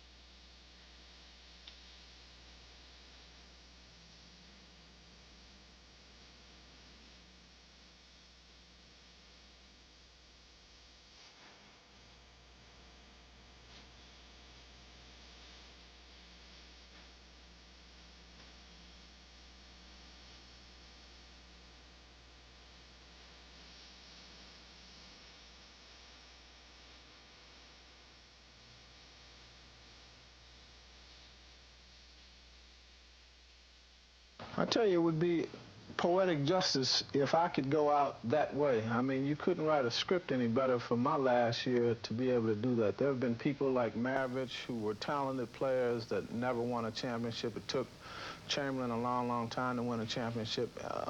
You know, they're not given out very easily. You got to work very, very hard for them, and you got to get breaks. And some of the breaks you got to make for yourself, and then the other things are in God's hands. I would hope that fate would have it in his favor so that he could play on that championship team. There's nothing left for him. I mean, he'll go down into the Hall of Fame as one of the greatest players that I think have played. Bob Lanier has already made the Hall of Fame, feet first. His huge sneakers have carried his 6'11", 270-pound frame through a record-setting career with the Detroit Pistons and the Milwaukee Bucks that included 8 NBA All-Star Game appearances. His game is built on awesome physical strength, a soft touch, and an intimidating manner, something his teammates know all about. We all know him as a pretty harmless type of individual, and he'll probably kill me for saying that on television because he likes to project a mean, hard image, but he is feared by some, but he is respected and loved by his teammates. Bob likes to make people think he's a big, tough guy, and he really isn't. You know, he wears that mask. You know, he's got the beard and everything, and he likes to, you know, really look at people. He likes to growl at people, but he's the easiest guy in the world. I think his wife will tell you that. Much of Lanier's time off the court is devoted to his work as president of the NBA's Players Association, where he was instrumental in talks that averted a 1983 players' strike and in the signing of a progressive drug agreement. You know, when we were coming up, they used to idolize athletes. And now every time you read a paper, drugs, drugs, drugs, this athlete, that athlete. And that's what we're trying to get out of our sport and clean up the act. And we can, again, be the positive role images for the youth behind us and have better opportunity for us involved in basketball and our life after basketball. Lanier's work off the court involves giving something back to the game he loves. It's hard to give kids the attention they need. That's where Big Brothers, Big Sisters comes in. Despite the fact that Lanier has never won that elusive NBA championship, he keeps his perspective on life and the meaning of success. You know, when it's all said in the wash 10, 15 years from now, nobody's going to really care about what you did as an athlete. It's going to be basically about how many lives you touched. And I think that I've touched a lot of people's lives.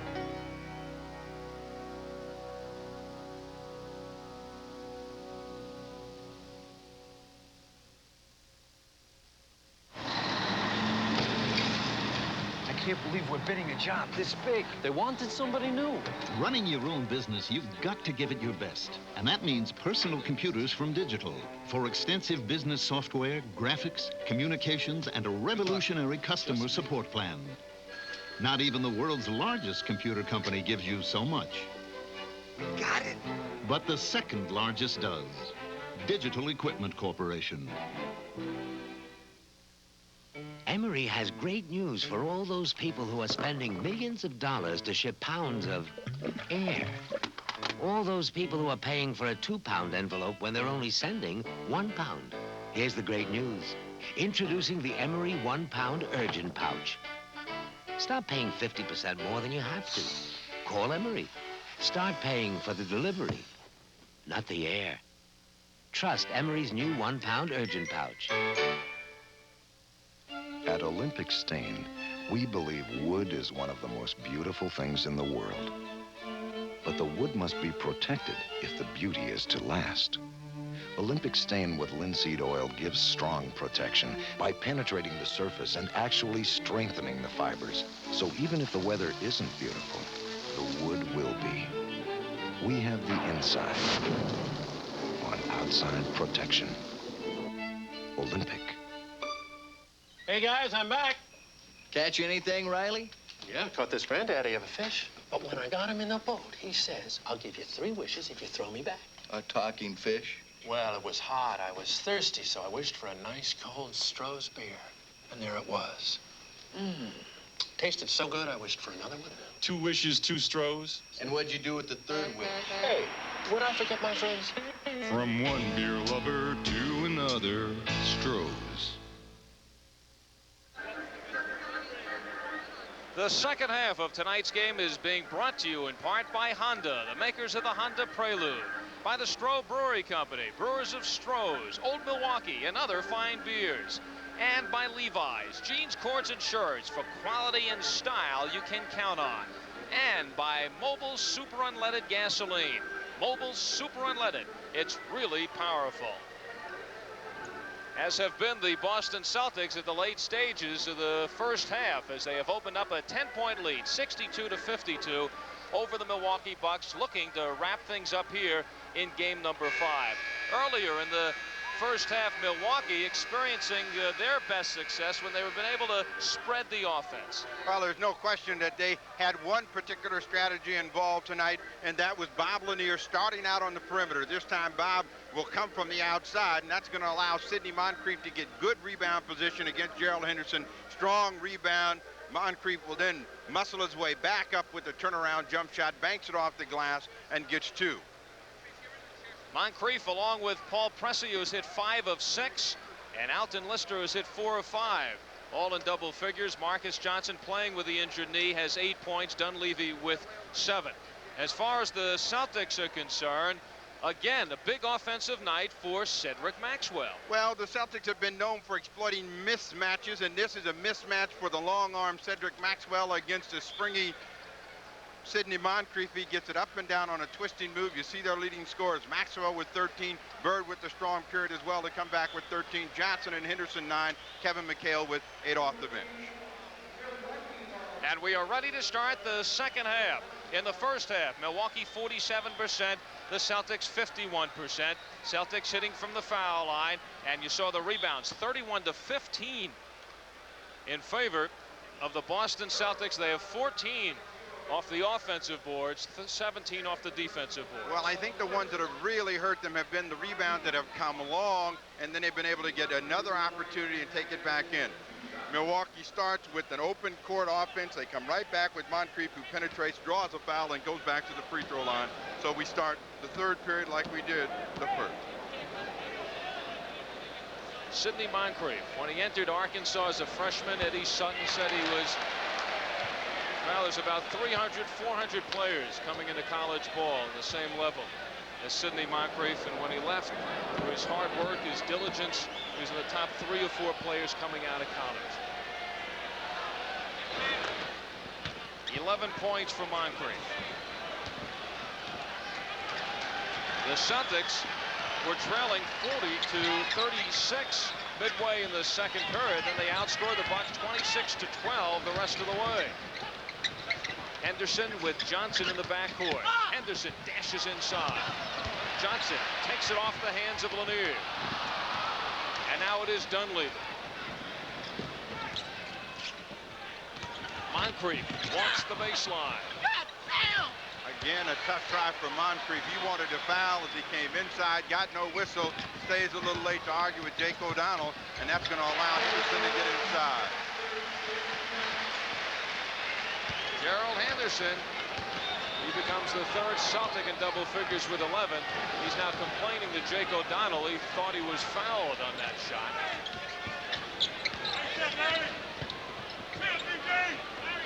Moncrief, you just see it in his eyes, looking to take over here in the second half. Johnson on the run. Great steal by Dunleavy, but that last shot by Moncrief is a shot he used much more effectively a year ago. And it is Johnson for the reverse. Pretty move by Marcus Johnson, who has 10 points. Remember, 4 Bucks have 3 personal fouls. Lanier, Moncrief, Pressey, and Dunleavy. Henderson splits that green sea. 13 points now for Henderson.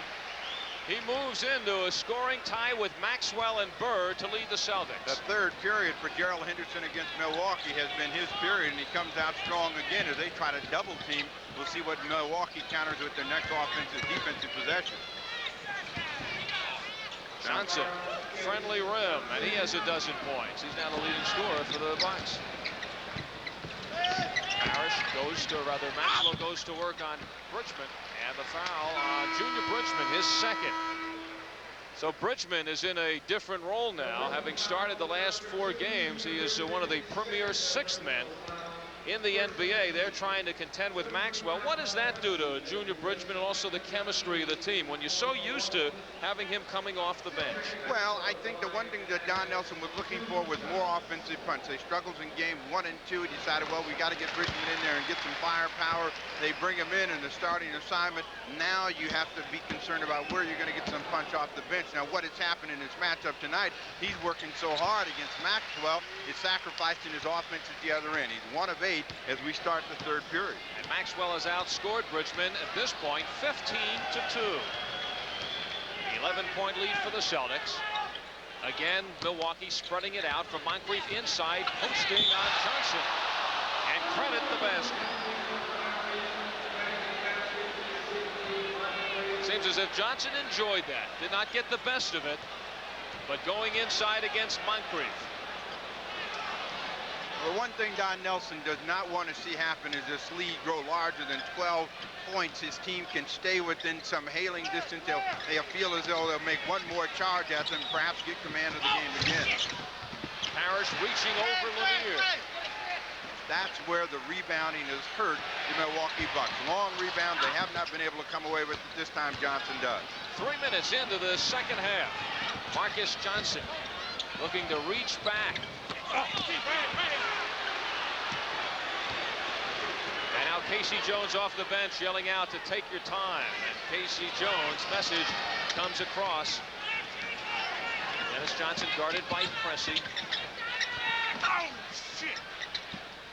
Henderson. And Henderson scrapping for the ball, commits the foul. Afterwards, he collides with Moncrief. Number 3 on Henderson. He may have paid the price for his aggressiveness. Well, they get excellent position for Gerald Henderson, who cuts inside. There's the shot as he puts the arm out, no contact. Then he tries to follow, gets a piece of Bob Lanier, and they take a 20-second timeout for a slow rising Gerald Henderson. And Gerald's looking around, he's saying, I can't believe it. I took that long. I'm not going to go to the free throw line. We're not going to take the ball out. Something good didn't happen for us.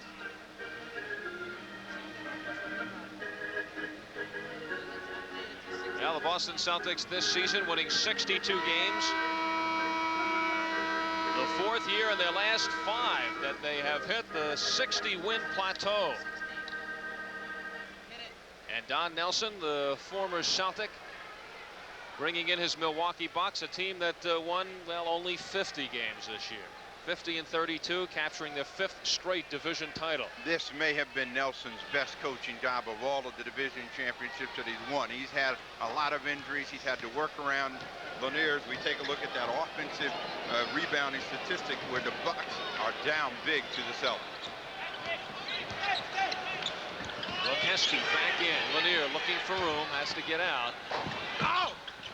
And again, Marcus Johnson knows a friendly rim when he sees one. And now the Bucks back to within 7.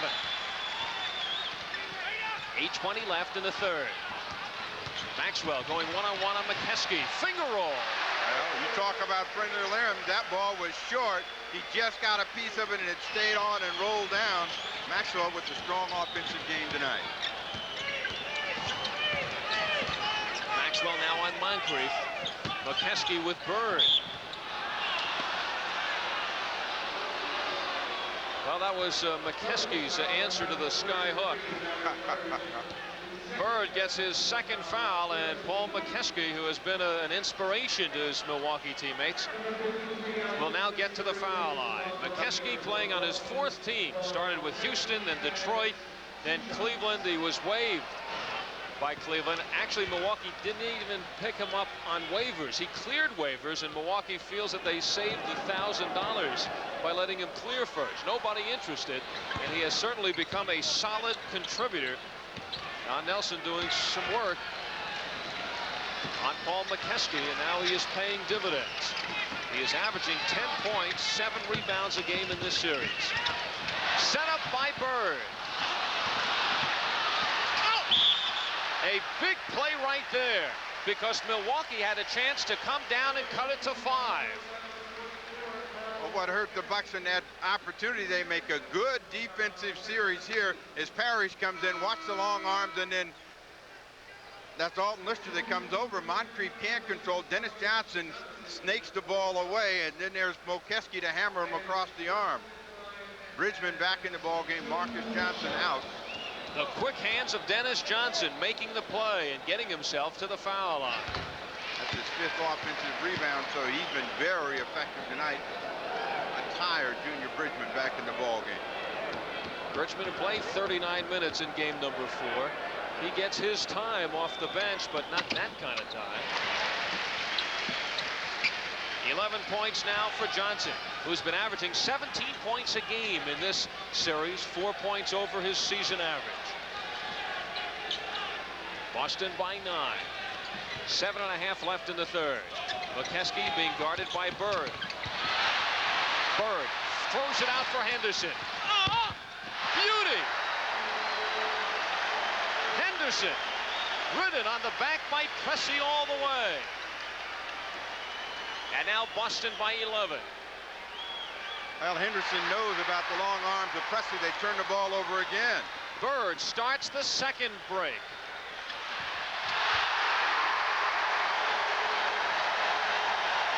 And the walls are tumbling down here in the Boston Garden. The Celtics with 2 bang-bang plays, both started by the defense of Larry Bird.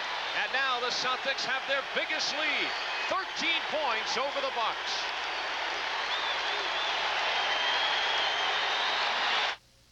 Of the 13 top import cars chosen by Motor Trend magazine to compete for the 1984 Import Car of the Year award, for the first time, one manufacturer swept the top 3 places. The Honda Civic S hatchback, the Honda Prelude, and the Motor Trend Import Car of the Year, the Honda Civic CRX. Sometimes your toughest competition is yourself.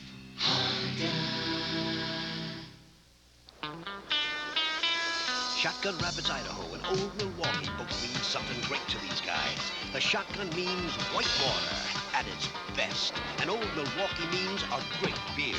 Cold, crisp, Old Milwaukee beer, and smooth, golden Old Milwaukee Light. And Old Milwaukee. And Old Milwaukee Light. Taste as great as their name. You know, guys, it doesn't get any better than this. They have been standing and screaming ever since we left for the commercial.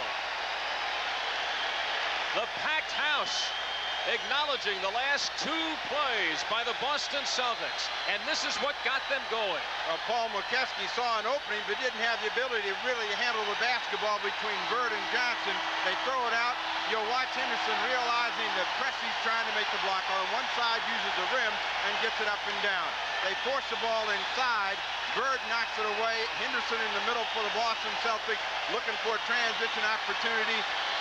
Then Dennis Johnson down in deep to Maxwell, who finds an open Robert Parrish and over the top, and the crowd appreciates the effort, and the Celtics are on top by 13 for K.C. Jones. And I think they have set an NBA playoff record for standing ovation.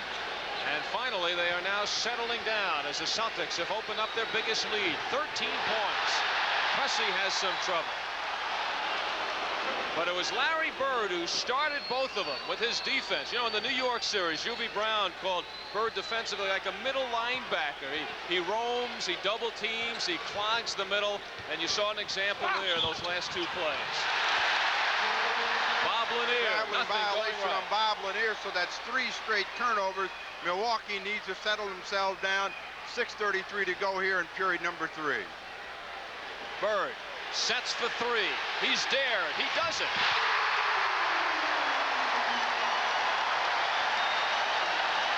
Larry Bird goes downtown. And Junior Bridgman cannot silence the crowd. Here's Bird winding out again to Johnson. And a jump ball is called.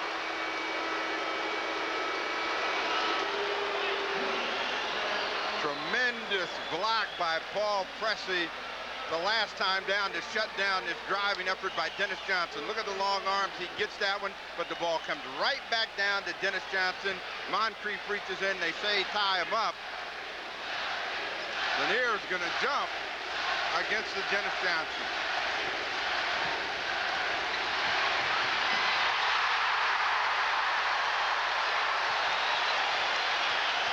Parrish dribbles it out of traffic. Maxwell. The Celtics charged up, getting several opportunities. And it's now an 18-point Bulls.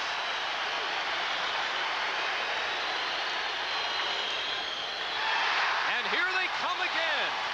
Maxwell leading the break. Bird.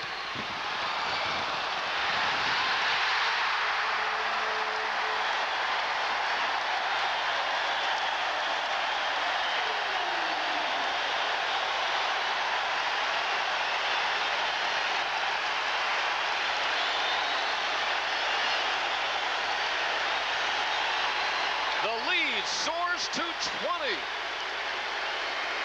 As we pause for a word from our local cable systems.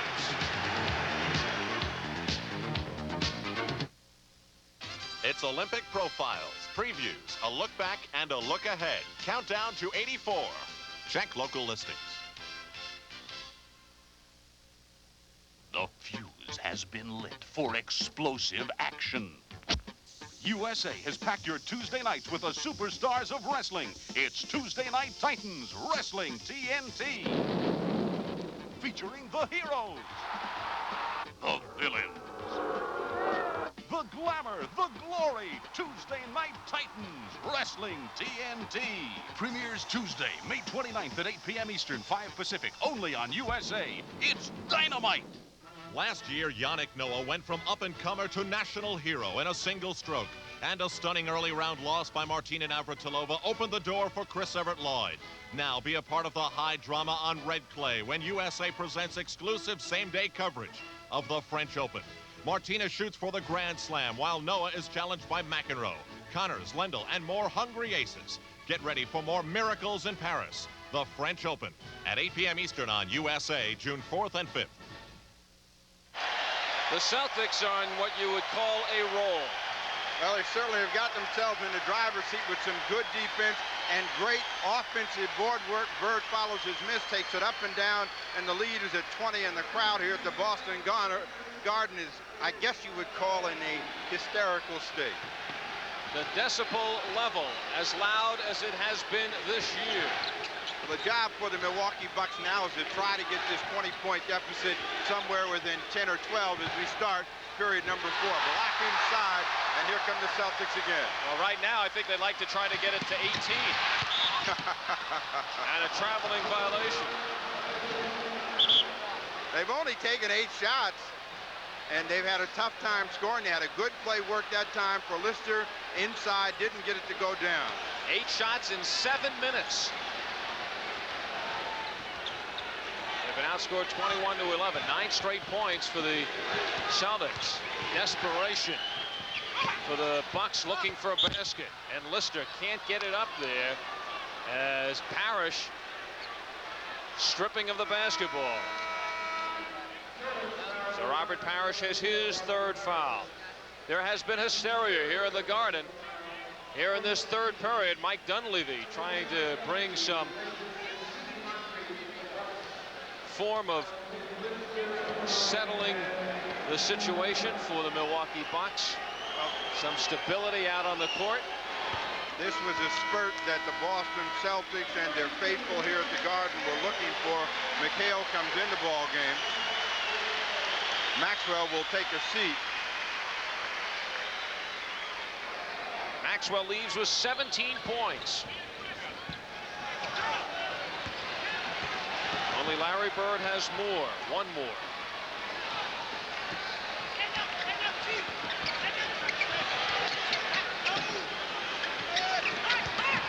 Cutting is Henderson. Dunleavy starts out. 4-on-2. Johnson slides in. And they will call it goaltending. Pinned up on the backboard. Dennis Johnson, another goaltend. At least it tells you one thing about his jumping ability and his determination here. Johnson has always had the ability to get off his feet with great vertical leaping ability. Boston Celtics take a timeout with 4:20 remaining in the third. So Casey Jones doesn't like something he sees as the Milwaukee Bucks has rolled off a 4-point streak, which is saying something for the Bucks here in this third period.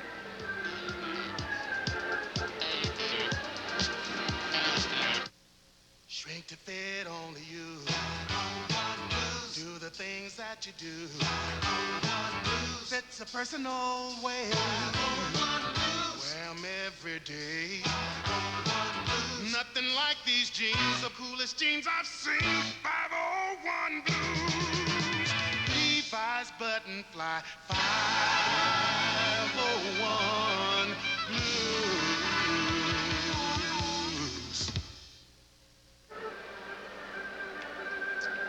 Well, looking at this statistic over the course of the last 11 games here in the playoffs, when the Celtics have shot over 50%, they have won all the games. So far they are on target tonight, having shot 52%, or actually 51. I forgot the last couple of misses. In game number 4, Celtics down to 44%. So, of course, that tells you something. Well, it tells you that the Celtics have won most of their games right here. That's what that tells you. But I think Don Nelson has now got 4 minutes and 20 seconds to try to work his team back into some sort of offensive and defensive rhythm, get back within 10 or 12 points, and they still have a legitimate chance of somehow stealing the ball game here at the Garden. Of course, Casey Jones, who saw his team perhaps relax just a little bit after a strong defensive run, wants to make sure that they keep it up. They'll come back with possession of the basketball and a 16-point advantage. Henderson and Johnson in the backcourt, Parrish in the middle, Bird and McHale at the forwards. Dunleavy watching Henderson. Bird with Marcus Johnson out on him. Henderson. Now you know why Gerald Henderson has been able to be so effective, particularly in the third periods against Milwaukee. Open man moving to the open spot. They're finding him. He's getting the ball up and down. 20, 19, 18 points in his last 3 games. He is 17 here tonight. Dunleavy, the three-point threat. He's hit one tonight. Lanier. Dunleavy moving in for 2. 9 points for Dunleavy. He wasn't in the NBA earlier this season, was signed for the last 17 games by the Bucks. Now he's a free agent too. As an investment broker, his stock certainly has gone up. Parrish, another offensive rebound and another conversion. That is the killer right there. When they get a tough try, they cannot seem to come up with that loose ball. Celtics get it, Parrish gets it done this time. The Bucks being destroyed off the boards tonight by the Celtics, especially the offensive boards. Johnson continues to try, continues to miss. And a discontinuation called on Pressey. Pressey out of the ball game. Pressey made a strong rebound, came down, dribbled it as he came down, then realized he was wide open and took off again. Jack Madden caught him. He'll take a quick rest. Bridgman comes in the backcourt. Traveling violation on Larry Bird. Now with Bridgman and Dunleavy in the backcourt, they may both look for some quick three-point opportunities, so we'll keep an eye on that as they go back to Marcus Johnson. For 3, Dunleavy. He is 2 for 3 from downtown, and you know how quickly something like that can turn a game. Dunleavy hit 19 of 45 in the 17 games he played with the Bucks in the regular season. Bird. There's Marcus Johnson all over him. Takes to the challenge. Dunleavy helping out, and there is a foul. It is on Dunleavy. Now, the one area which I think that Milwaukee probably could help themselves some with Larry Bird is to make Bird more of a driver. He is very tough on the outside, but he can't blow by anybody with quickness. They get the ball out of bounds as it comes back. Dunleavy making a great save to throw his body around. Well, it was about a month and a half ago. Mike Dunleavy was playing pickup games in New Jersey on the weekends. That was his only basketball. And now here he is in the heart of the NBA playoffs. great story this year. Well, Dunleavy said the salary cap is really what kept him from beginning the season. He was talking with the Bucks, the Nets, and the Dallas Mavericks, and thought he had deals with all three, and somehow he ended up with nothing and had to wait more than half the season to get in. And the irony about it, he steps in here in the Bucks lineup. The sixth game he already was starting, but he steps in with the likes of a Phil Ford, a Tiny Archibald. We're just not really doing it. So Dunleavy, excellent shooting. Now 4 for 4 from the foul line. He is 15 of 15 from the foul line in this series and has 14 points tonight. And the lead now trimmed to just 13. And we're still in the third period. 2 minutes to go. Ainge. And there's the tight defense, too tight. Marcus Johnson has his second foul. That is the fourth team foul on the Bucks, so the Celtics take it out. McHale is mugged, and Milwaukee comes up with the ball. Lister. And Parrish is there to block it. The foul going against Milwaukee. So again, Milwaukee in need of a crucial basket.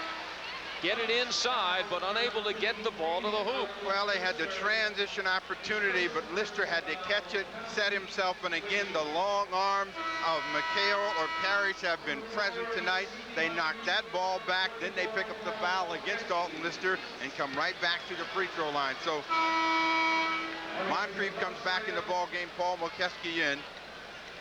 The foul was on Lister. That is his first. A rarity for Lister, going close to the fourth quarter before picking up his first personal foul. Strange lineup now for the Bucks. Bridgman will have to go up front and guard Larry Bird. Parrish comes out of the ball game. Maxwell replaces him. They have McKeskey and Lister along with Bridgman up front. The Celtics have been sizzling from the foul on 85% for the playoffs. They are 19 of 24. The 80% range here tonight. All the Celtics starters now in double figures. Cedric Maxwell on the hold of Junior Bridgman, and Bridgman, as we talked about, has struggled tonight. In game number 4, he got himself off to a great offensive start, but has not been able to find that jump shot which makes his drive so effective. So they have not really gotten the offensive punch from Bridgman that they expected tonight. That is his third point of the evening. He's been averaging 17 points against the Celtics in this series. He's a fireman, and he's got to keep shooting the ball. He can strike a match at any time, and he can go from 15 points in a period. And that's what Don Nelson is hoping for, as he's down to 12 now. Now Milwaukee has to feel a little better about things. We still have a minute 20 to go in the third. Milwaukee whittling away at the once 20-point deficit. Bird in heavy traffic. Finds Buckner. Pulls the trigger.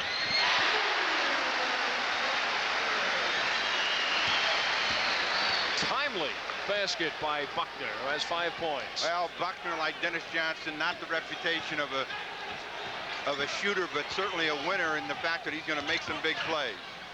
Bridgman from 20. And McKeskey keeps it alive. Not a good play that time by Dunleavy after making a rare offensive rebound for them. He thought he'd leave it over to Lister on the other side and threw it out of bounds. 40 seconds left in the third. Boston leading the series 3-1, looking to wrap it up here tonight at home.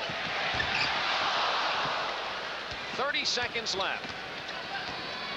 And the Bucks with a basket could get it down to an even dozen. Well, maybe more. Another three-pointer. Swish. The third three-pointer of the night from Mike Dunleavy. Weaving his magic. He is 3 of 4 from the downtown area. And it's an 11-point game with 11 seconds left in the third. 5 seconds left.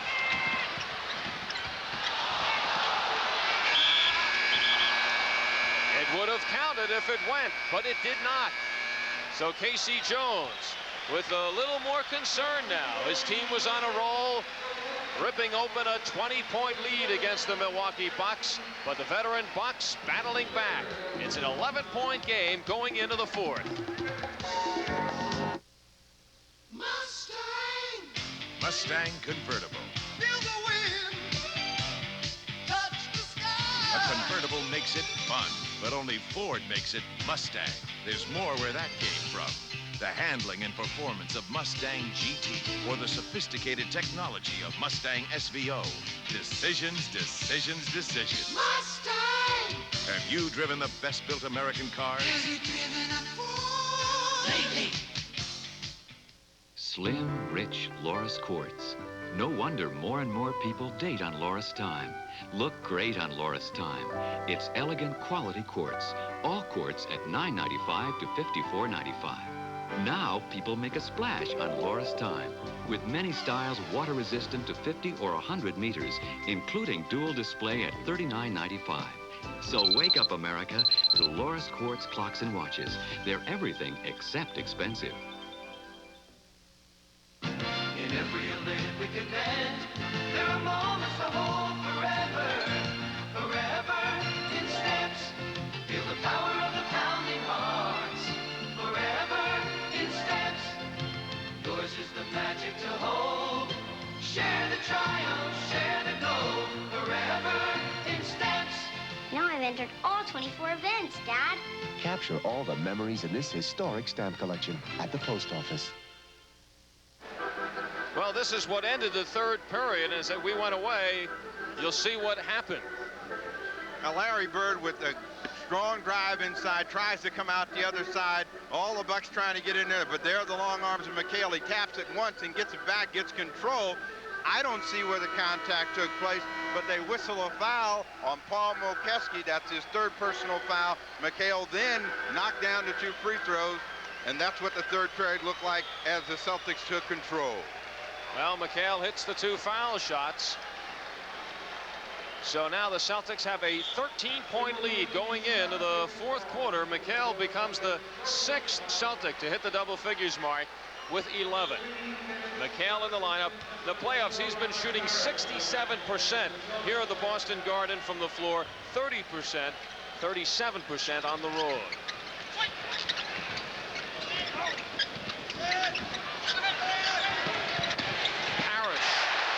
Parrish is glad to see the matchup of Alton Lister. He has had the weight of Bob Lanier hanging around his neck for 5 games, and that time the slim Lister with no problem turnaround jump shot. 94-79. 15-point lead for the Celtics.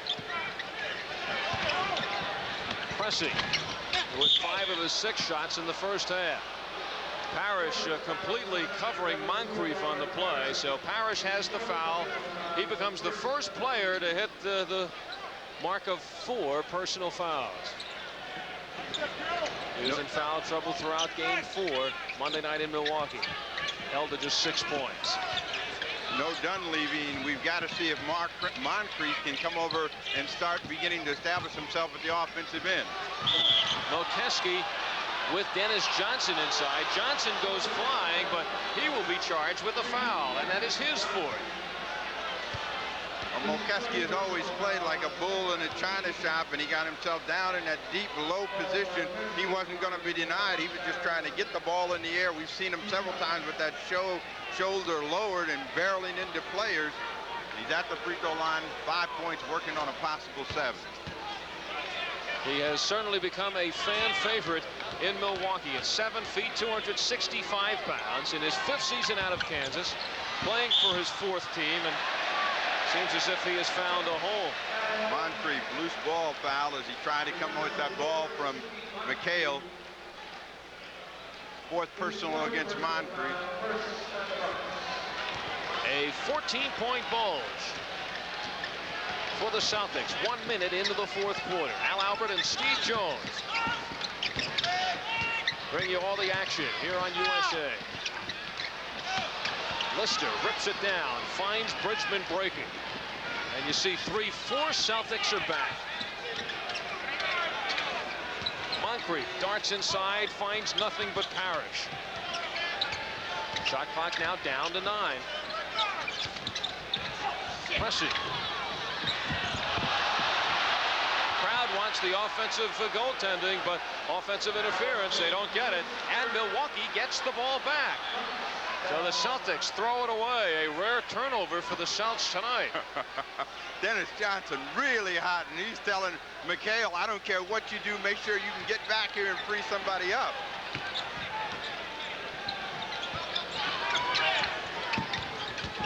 Pressing. This one won't count. Lister is claiming that it was Dennis Johnson who touched the ball. It was Dennis Johnson. Johnson came in from the other side, nicked the ball. Lister was up there, but they take that hoop away. And so, instead of being down by 10, the Bucks could be down by 14. But Lister comes back with a block, and McKeskey the save.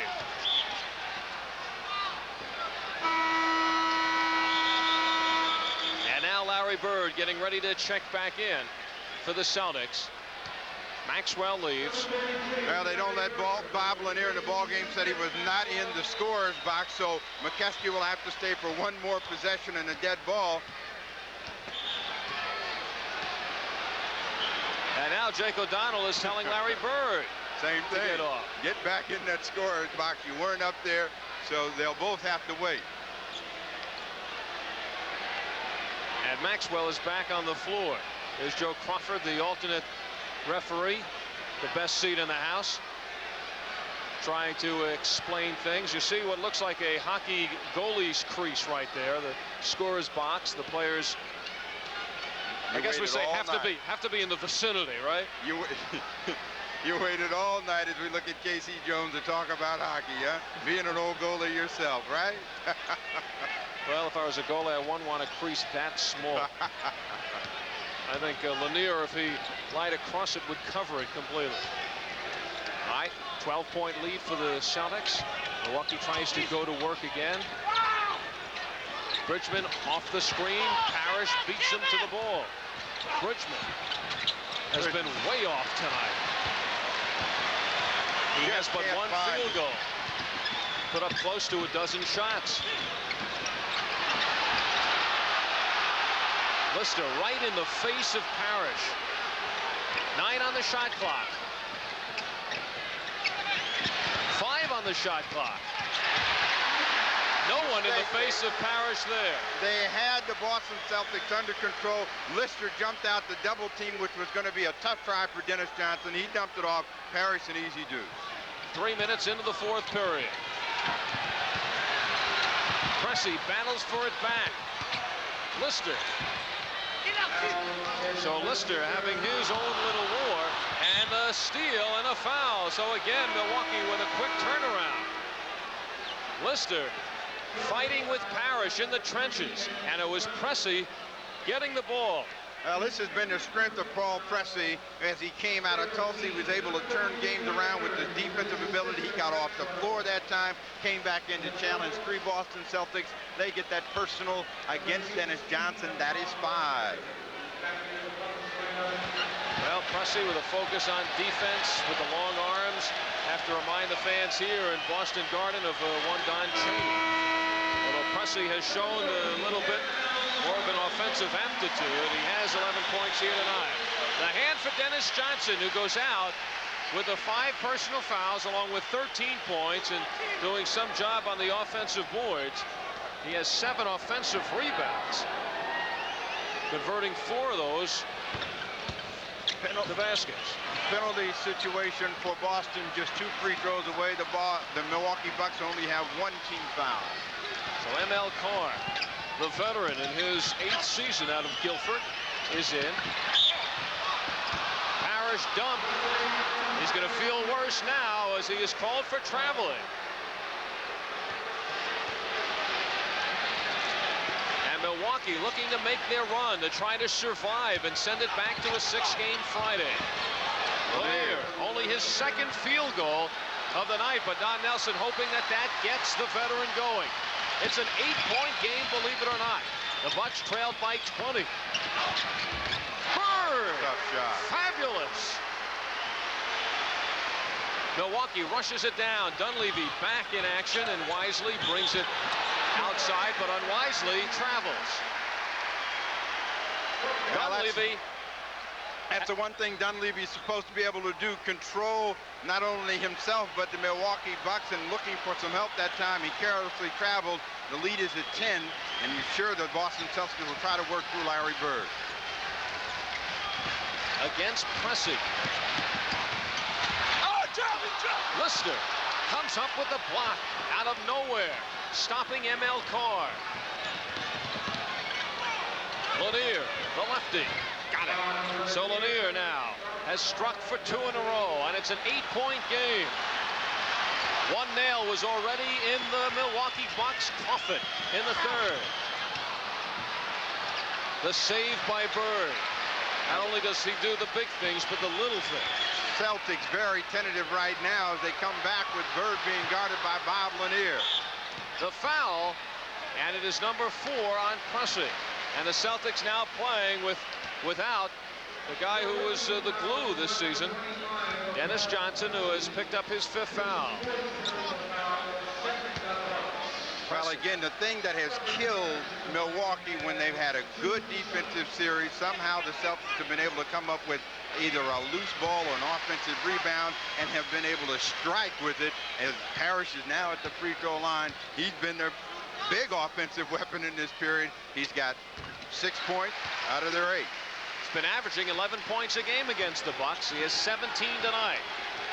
Dunleavy, who helped spark the Bucks back, hitting those 2 consecutive 3-pointers. Moncrief looking for some offense. And here's Carr with Dunleavy.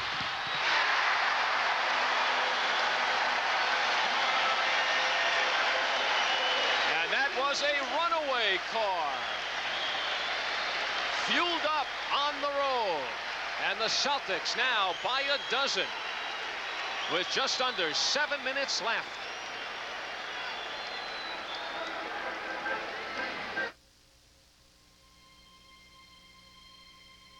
Introducing the new Honda Accord hatchback. We can't show you the power of its new engine. We can't show you the feel of its new contoured bucket seats. We can't show you the tightness of its new suspension. But you'll know it when you see it.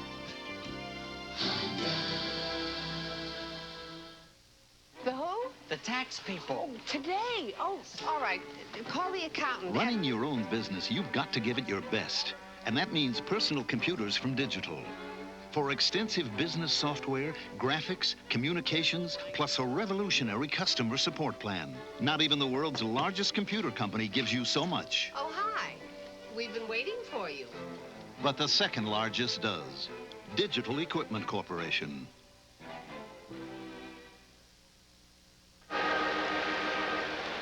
Back at the Boston Garden, and a chance to remind you that right here on USA, coming up June 19th, Tuesday, the NBA Draft. Starting at 12 noon till 3, we will be there. And today, of course, very important day leading up to the draft. The coin flip. Portland called tails. It ended up heads, so Houston will have the first pick in the draft for the 2nd straight year. Last year was Ralph Sampson, and this season, Akeem the Dream may not have to go too far. So the NBA draft coming up here on USA. It will be repeated that night, June 19th at 8 p.m. Lanier with 3 hoops in a row. That time he leaned in with a good position, and the game is back to a 10-point affair. 6.5 minutes to go in this 4th quarter. The Bucks hope it is not 6.5 to go in their season. And they will throw everything they can at the Celtics, as they had in game number 4 to stay alive in Milwaukee on Monday. Henderson, Bird. And it is Moncrief going higher than Parrish for the rebound. Moncrief, who this season had more rebounds than Marcus Johnson and Bob Lanier on the Milwaukee Bucks. Only Alton Liston had more. Johnson, swish. 18 points for Marcus Johnson, playing on the hyperextended knee. And now it is down to 8 once again. 5:50 left. McHale. Lister's got him, but a goaltend. Lister has played a magnificent game around that defensive basket. He has been very active, and again, Don Nelson has said when Bob Lanier does retire, Alton Lister will be our center. You see his ability to get off his feet very quickly, as he has played out of position for a couple of seasons. And if you ask Lister, he certainly prefers to play that center spot. Johnson again. He hits again. Marcus Johnson now catching fire at just the right time. 20 points for Marcus Johnson. And there's a question of whether he would play. Again, they work McHale.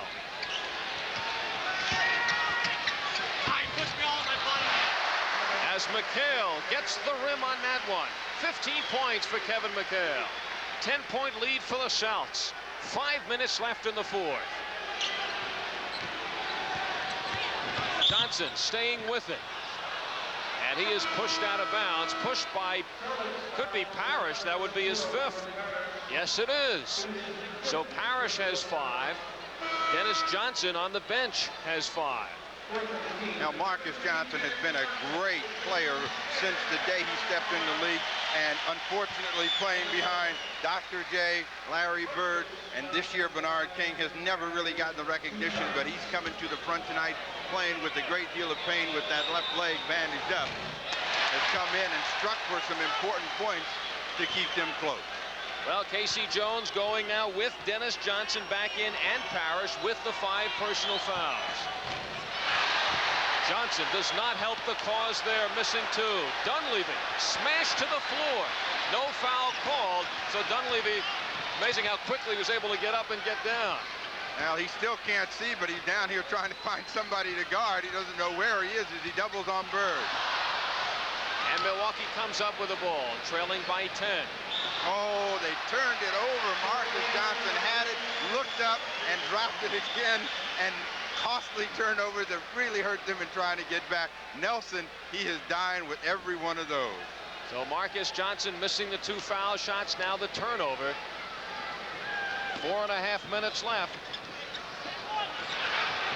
Johnson poked it away.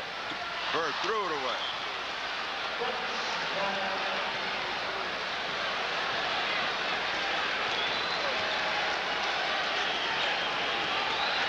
Dunleavy, is he going to look for 3 again? Offensive foul, Bob Lanier. They cleared out Gerald Henderson, so both teams now turning the ball over and coming up dry. Carl Pressey quickly off the bench, and he'll try to get in the next dead ball. Well, the big crowd here, they didn't think they'd be this concerned this late in the game. Boston opened up a 20-point lead in the third and really were on a roll. Unstoppable. 5 on the shot clock. We got it, Jack. 3 seconds here. And it will go against Kevin McHale, the 3-second violation. And now Pressey comes in. And Dunleavy goes out. So they take out the 3-point threat of Dunleavy. And Pressey now teamed in the backcourt with Moncrief.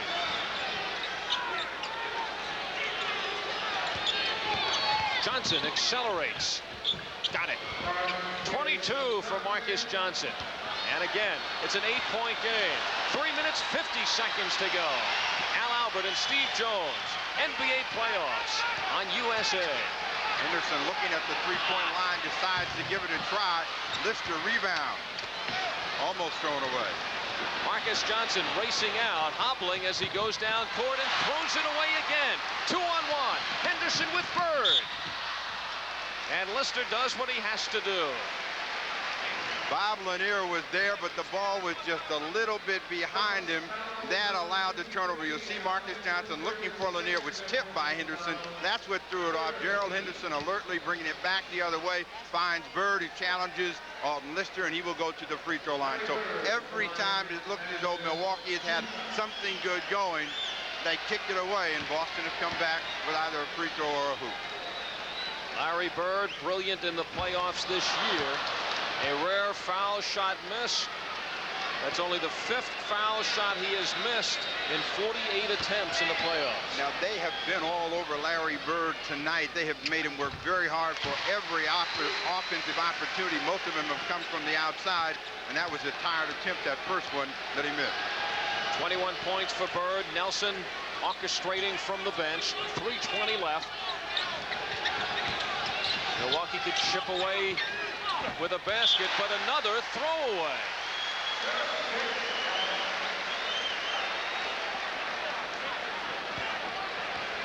The 19th turnover for the Bucks.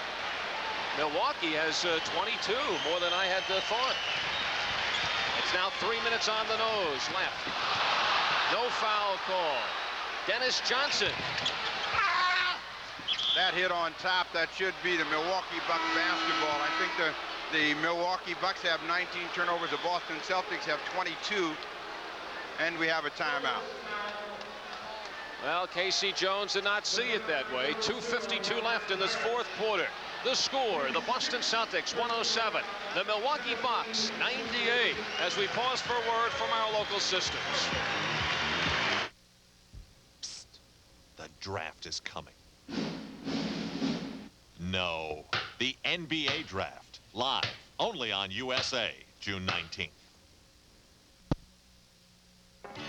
Pick up your life at the GMC Truck Center with a 1984 GMC truck. You'll like the classy looks of the S15 Sierra, the rugged styling of the S15 Club Cab, the versatility of the 6.2 diesel-powered Suburban, or our attractive selection of two-tone rally vans. So whatever your needs might be, you can bet there's a GMC truck to satisfy them. Pick up your life at the GMC Truck. Just stop in at the GMC Truck Center at Ford Road in Wyoming and Dearborn. Get a GMC, a truck you can live with, from a dealer you can deal with. First and Foremost video music program celebrates its 3-year anniversary by giving away 3 big prizes in our Ghostbusters giveaway. Win an Isuzu LS pump truck and drive to a VIP screening of Columbia Pictures' new comedy Ghostbusters, starring Bill Murray and Dan Aykroyd. Or win a media room including a state-of-the-art Beta Hi-Fi stereo VTR and a collection of today's hottest music on Sony Video 45s. Or win an IBM personal computer. Watch for details soon on USA. Well, in that last scramble, a foul had been called on Robert Parrish, and that is his 6th, and he is out of the game. And let's take a closer look. Johnson from deep on the perimeter. The ball will go high, battling inside with Alton Lister. Tough call to go out on for Robert Parrish, as they were both battling. Looked like no call would have been the best thing that could have happened there, as Parrish takes a seat, but he's had a strong ball game tonight. 17 points to go along with 11 rebounds, 4 block shots for Robert Parrish. And he is out of there. Now Kevin McHale will move into the middle. Maybe Moncrief trying to sneak up and shoot those free throws, but I think they're going to bring either Lanier or Alton Lister and put them on the line. It's going to be Lister. He reluctantly steps up.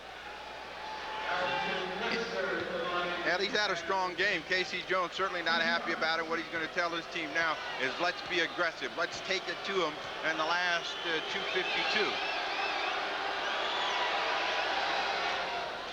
Piece well, of cake. Outside of that premier air ball shot that went 10 feet, Lister has hit 5 of 6, including that one. Well, he said I had something on my hands that time. He does everything right. Misses that one, chases his own shot. This is a tough call against him.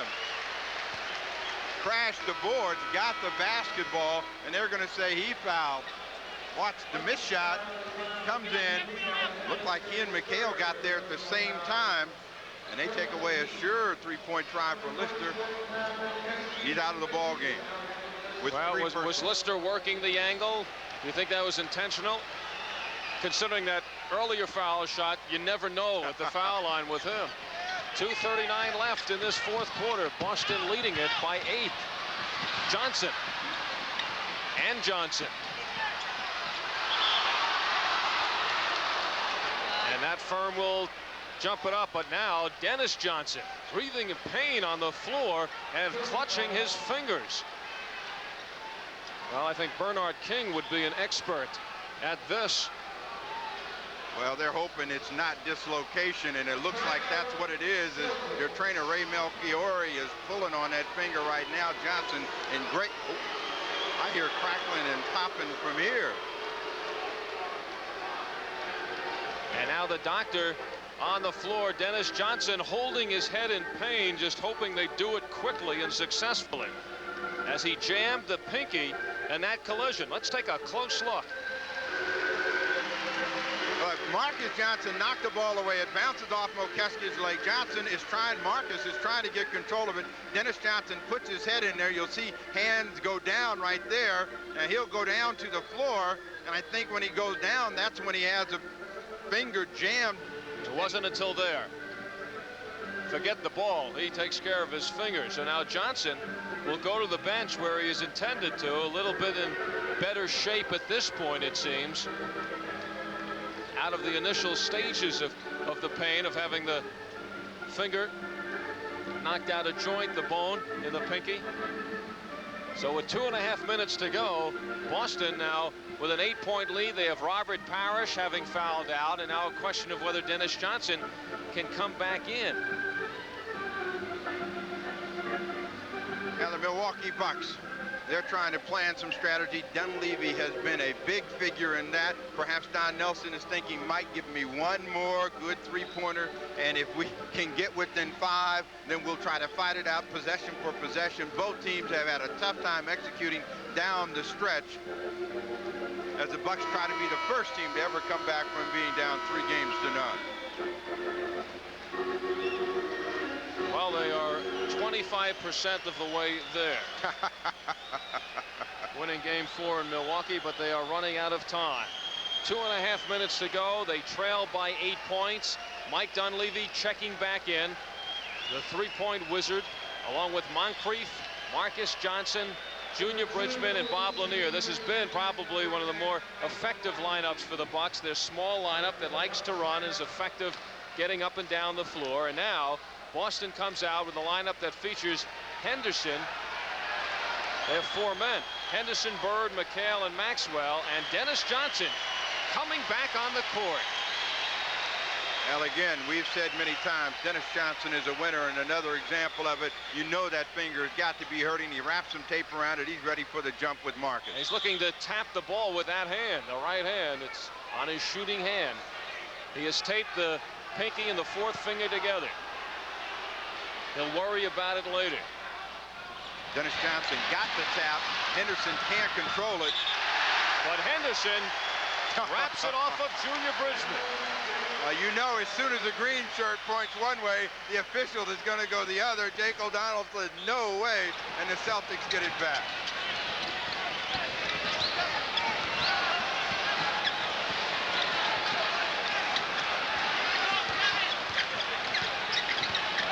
On the shot clock. Looking for Bird is Maxwell. Travel, but no whistle. Maxwell on a silver platter from Gerald Henderson. 2 minutes left, and 10 points separate these two teams. Lanier hammered by McHale. So it's the 3rd foul on Kevin McHale. Boston already over the limit. With every stoppage of the clock, it works in favor of the Milwaukee Bucks, even though they're down, because that allows them another opportunity against the stalled clock. Lanier at the free throw line. The Celtics want to see play remain continuous with their 10-point advantage. Bob Lanier survived 7 knee operations here in his 14th season. The Celtics leading by 10. Bucks need every point that they can muster with the time down to 1:53. And Lanier gets him 1 of 2 from the foul line. Not good enough at this point.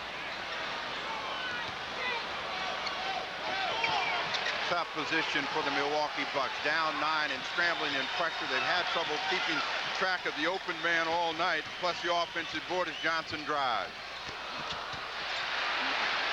Lanier with the block, and here is Dunleavy. Tries to go all the way, looking for the 3-pointer, but will go to the line for 2. looking for the three-pointer the hard way.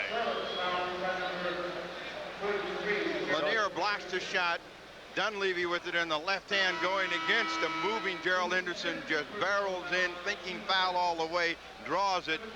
Plessy with the great long arms and good defensive instinct comes in. Bridgman, who has struggled offensively, goes out. So 2 shots for Dunleavy, who is perfect in this series. Now 16 of 16 from the foul line. That is foul number 5 on Henderson. Well, if the Bucks could figure a way of getting this game extended, they may be in good shape. Boston in terrible foul difficulty. Parrish is fouled out. Henderson and Dennis Johnson each with 5. But the clock now shows just 1:15 to go and a 7-point lead for the Celtics. Henderson. Switch. And that could be the one to do it with 1:09 left. Instead of Milwaukee coming up with a defensive effort and taking it down and perhaps trimming it to 5, they now trail by 9. 22nd timeout. That's what Don Nelson wants. I think they only have one more timeout. They do not want to waste it now, so it is a 20.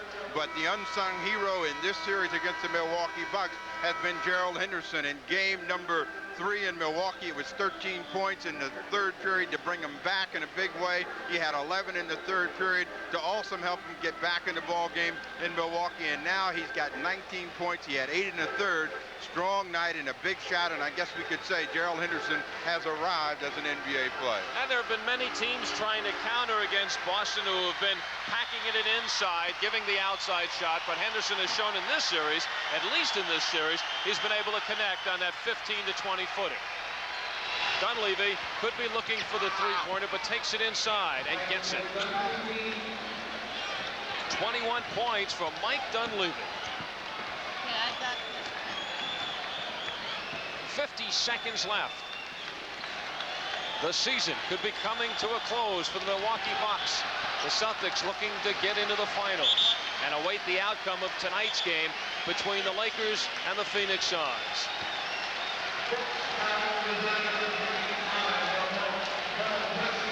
The foul is on Pressey. He has number 5. And the valiant Dennis Johnson, who is playing now perhaps with that dislocated finger. And the crowd now chanting, "Beat LA." They are already convinced that the Lakers will be the opponent. The Lakers need the victory at home tonight against the Phoenix Suns to end that series in 5. The last time the crowd was chanting that here at the Boston Garden was when the Philadelphia 76ers beat the Celtics here in a 7th game, and we're going on to face LA. Now a timeout is called with 44 seconds to go. And the Celtics now leading by 9. They opened up a 20-point lead in the third period.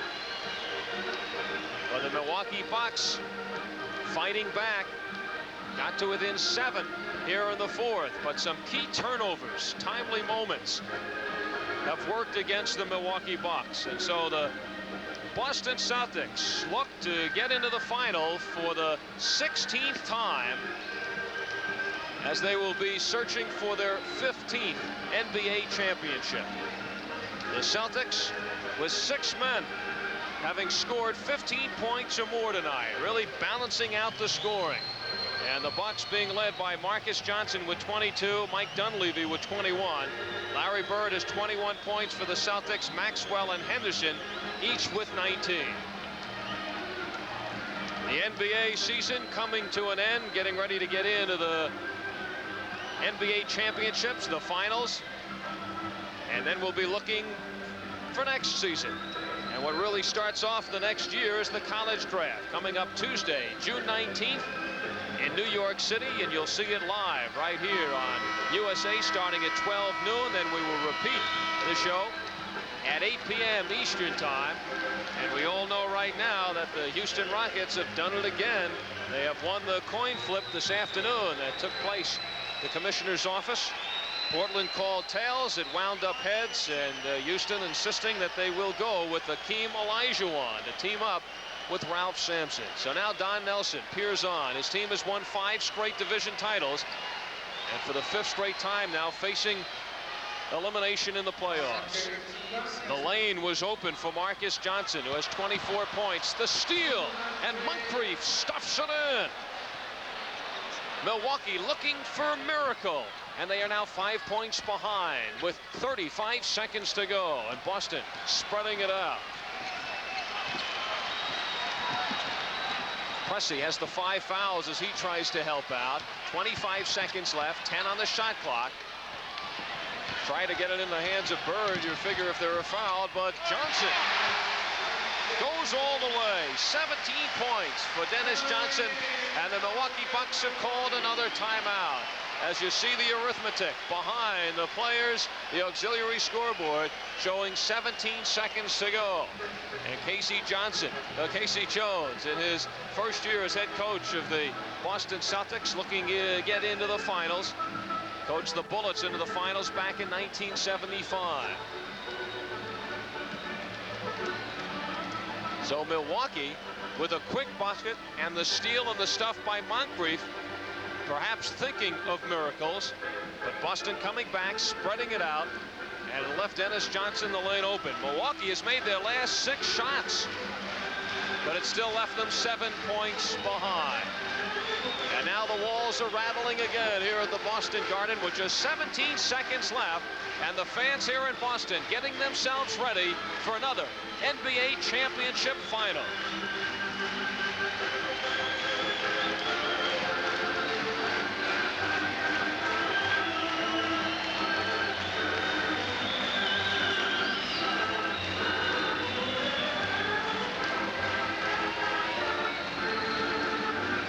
California, here we come.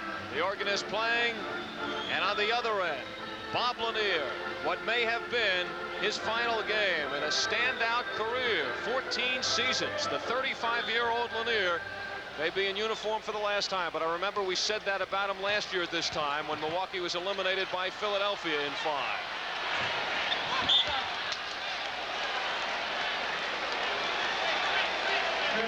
9 seconds left.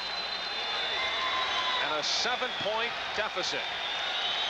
Trying to get 3 right here. Dunleavy has nothing outside, has nothing inside. 2 seconds, 1, that is it. The Boston Celtics have eliminated the Milwaukee Bucks in 5 games. And the Celtics move on to the NBA championship against the winner of the Lakers-Suns series, and the Lakers could wrap that up tonight in LA. 115-108 is the final as the Celtics make their way to the locker room. Larry Bird the first in. Gerald Henderson standing out with 19 points. Steve Jones is getting set in the locker room where he will talk with the triumphant Boston Celtics, who for the 16th time have moved into the NBA Finals. And once they have gotten there, they have been just about a sure shot, having won 14 out of 15 times. Cedric Maxwell, the rookie Greg Kite, and Robert Parrish, who ended up the game on the bench having fouled out the last few minutes, and Casey Jones, who is bringing the Celtics to the finals in his first year as the coach. It is all over. The series, Celtics win it by 7.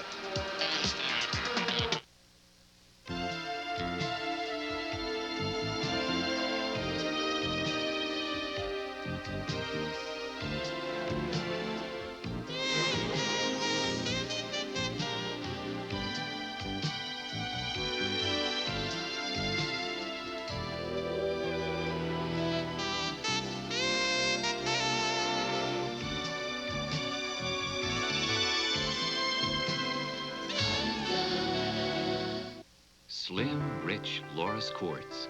No wonder more and more people date on Loris Time. Look great on Loris Time. It's elegant quality quartz. All quartz at $9.95 to $54.95. Now people make a splash on Loris Time with many styles water resistant to 50 or 100 meters, including dual display at $39.95. So wake up, America, to Loris Quartz clocks and watches. They're everything except expensive. Department to back up our lawnmowers. Stutz Hardware, South Telegraph, Dearborn Heights. With today's escalating hospital costs, more and more families are choosing to care for their loved ones in the familiar setting of their own homes. Home Care provides reliable in-home services and dependable medical equipment, including wheelchairs and patient room aids, hospital beds for the home, surgical supplies, and a broad range of oxygen equipment, ensuring comfort, safety, and confidence in the transition from hospital to home. At Home Care, our emphasis is on care.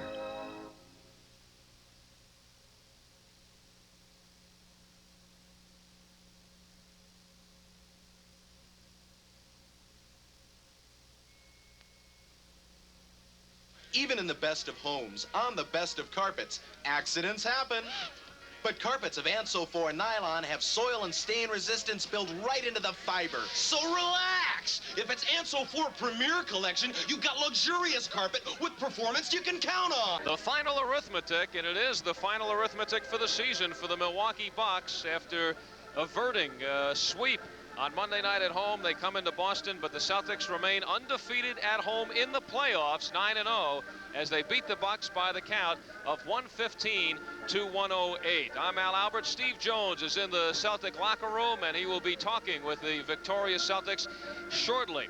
First, let's take a look at what happened this evening. The Boston Celtics ripping this one open in the third period as they got the roll going. They opened up a 20-point lead before the veteran Bucks then started to chip and chip away. And late in the fourth quarter, the Bucks had moved to within 7 points. The Bucks completely dominated on the boards, especially the offensive boards. If the game was perhaps 3 or 4 minutes longer, the Bucks may have made their way back because Robert Parrish at the end fouled out in the last few minutes.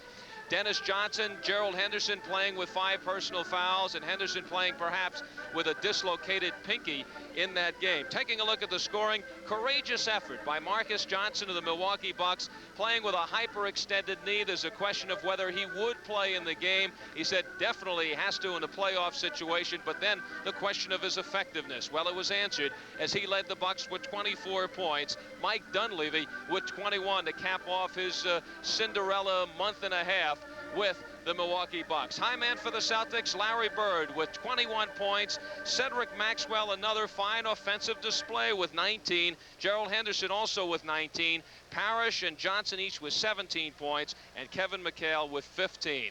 So 6 players with 15 points or more with the Boston Celtics. We'll come back and get right into the Boston Celtic locker room after these words. The Celtics 115, the Bucks 108.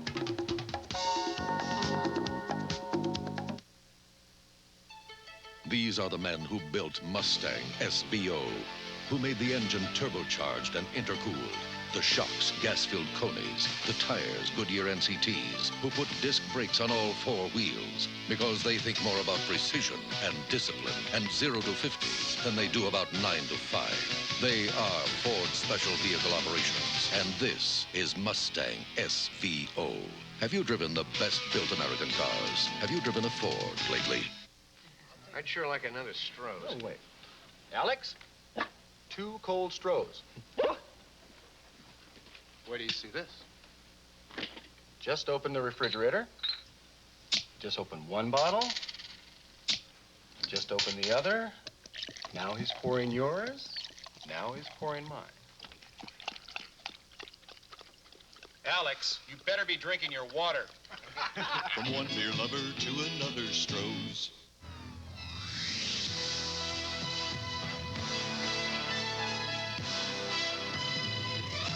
The USA Network presents the Star of the Game Show, featuring tonight's top performer. Guests appearing on the Star of the Game Show receive a gift from Nunn-Bush Shoes. The well-dressed man starts at the bottom. Nunn-Bush Shoes for business or leisure. Nunn-Bush has it all. In the victorious Boston locker room, one of their many stars, Gerald Henderson, and certainly you have to be happy that you got by a very physical series with the Milwaukee Bucks and defeated them 4-1. You came out charged up, and it appeared, Gerald, that the third period has been the period that you've owned against Milwaukee. Anything in your mind that said, hey, it's time for me to step to the front and take over and get myself involved in the ball game? Well, we did play extremely well there in the third period. We played superb basketball, I think. We went up 20 points, and they double-team our big guys so many times in the series that, you know, they're giving me that wide-open lane, so I have to come down the middle and try to create something in the middle. We did play well in the third quarter, but then again, we got sloppy a little, and they got back in the game, but we held on to win. Well, you talk about your open opportunities, and that in the past it has said that Gerald Henderson could not knock down that open jump shot under pressure, but down the stretch, I think with just about 2 minutes to go in the ball game, you hit a big jumper to push the lead back up to 8 or 9 points. Your thoughts about how teams are now playing Gerald Henderson at the offensive end? Well, all year long, teams have been doubling our big guys, and Dennis and myself, we've been hitting that outside jumper. For the last 5 years since I've been here, it's been the same story. But this team is geared to our big guys, and it doesn't, just not those shots for the guards. But this year, you know, I've shot 52% from the field, and it's been going pretty good all year long for me. And, you know, I want to break up that myth about the Boston guards. Well, I know one thing you want to say is you want to keep letting them give you those open jump shots. No question about that. As long as they give me that 15-footer, I'm going to take it every time.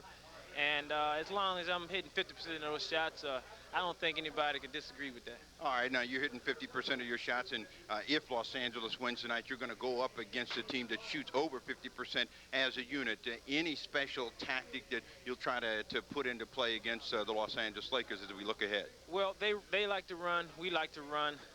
Coming out of New York and Milwaukee, we're going to play a little more physical game and try to, you know, mix it up in there and you know, execute. That's what we're going to have to do, execute on our fast break. They're going to have to execute, too, so it's going to be a really nice series. Well, you know, you took a deep breath like, well, it's real nice to play a team that plays a little bit more finesse basketball. We don't have to bump and bang so much. Do you feel that in the playoffs you see a lot more physical play, and it's much tougher to get your fast break rolling? Oh, it is. You know, a lot of teams try to, well, we just came from New York, and we had Milwaukee to try to slow the ball down. That's their pace. With Los Angeles, you know what it's going to be. It's going to be up and down, up and down. So the thing we're going to have to do is try to control that. We're going to have to try to control our fast break and also execute on the offensive end. If we do those things and play great team defense, we'll win a championship. All right, Gerald, on one final thought before we turn you loose. The Celtics have had their struggles on the road. And of course, your idea is to go to the visiting team, get a split. Is that possible against a tough Laker team who probably has been playing the best basketball since the All-Star break? Well, they are playing well. We're playing pretty good, too. Finished both of these series. You know, they still have to win tonight. But, you know, it's a great team out there, and we're playing well. So, you know, it's going to be a great thing for the NBA and both organizations and also the fans. All right, Gerald Henderson, thank you very much for being our guest tonight. Let's go back to Al Albert as the Boston Celtics get ready to go on to Los Angeles. All right, Steve Jones, Gerald Henderson, 19 points. Key figure in this victory for the Celtics tonight. They win the series in 5 games and advance to the championship finals. We'll be back.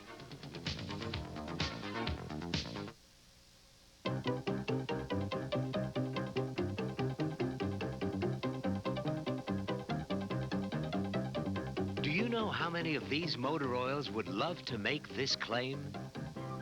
Well, this one can. Mobil 1. Now, Mobil 1 and our other fine motor oils come in this easy-pour, resealable plastic container. Mobil Motor Oil. Now it's easier to use than ever. Shrink to fit and a button fly too. Levi's 501 Blues. Shrink your own, they're a versatile pair. A little loose here and a little tight there. We're so blue. We got the blue. So blue. The 501 Blues. We're so blue. Levi's 501 Blues.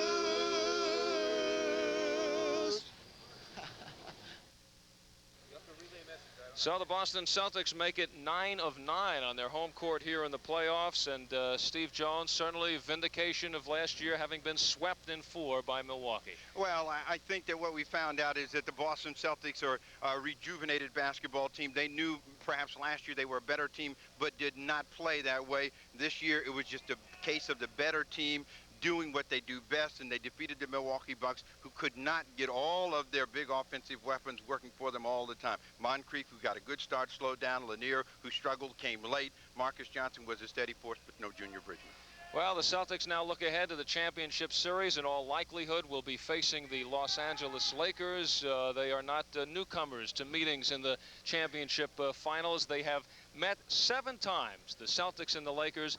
The Celtics have won all 7. So when you figure 14 championships for the Boston Celtics, 7 have come against the Lakers. I'm sure the Lakers will be reminded of that. But that looks right now with the Lakers at home for their 5th game against Phoenix. They win tonight. They move into the championship series that will start here Sunday in Boston. Final score here tonight at the Boston Garden: the Celtics 115 and the Bucks 108. Tonight's game was brought to you in part by the 1984 Toyota Tercel 4-wheel drive wagon, now at your local Toyota dealer. By the Stroh Brewery Company, brewers of Stroh's, Old Milwaukee, and other fine beers. By Levi's Action Slacks and Action Jeans. By Mobil One Synthetic Motor Oil. You can't get better engine protection. And by Ford and your local Ford dealer. Have you driven a Ford lately? The executive producer of USA Sports is Jim Drake. Tonight's game produced by Elliot Warner. Directed by Bruce Troy. Associate producers Betsy Schooley and Tim Rappley. The executive in charge of production, Dick Ross. Production coordinator, Barbara Travers. Our thanks to our statistician, Jim Stamus. A sensational job all year long.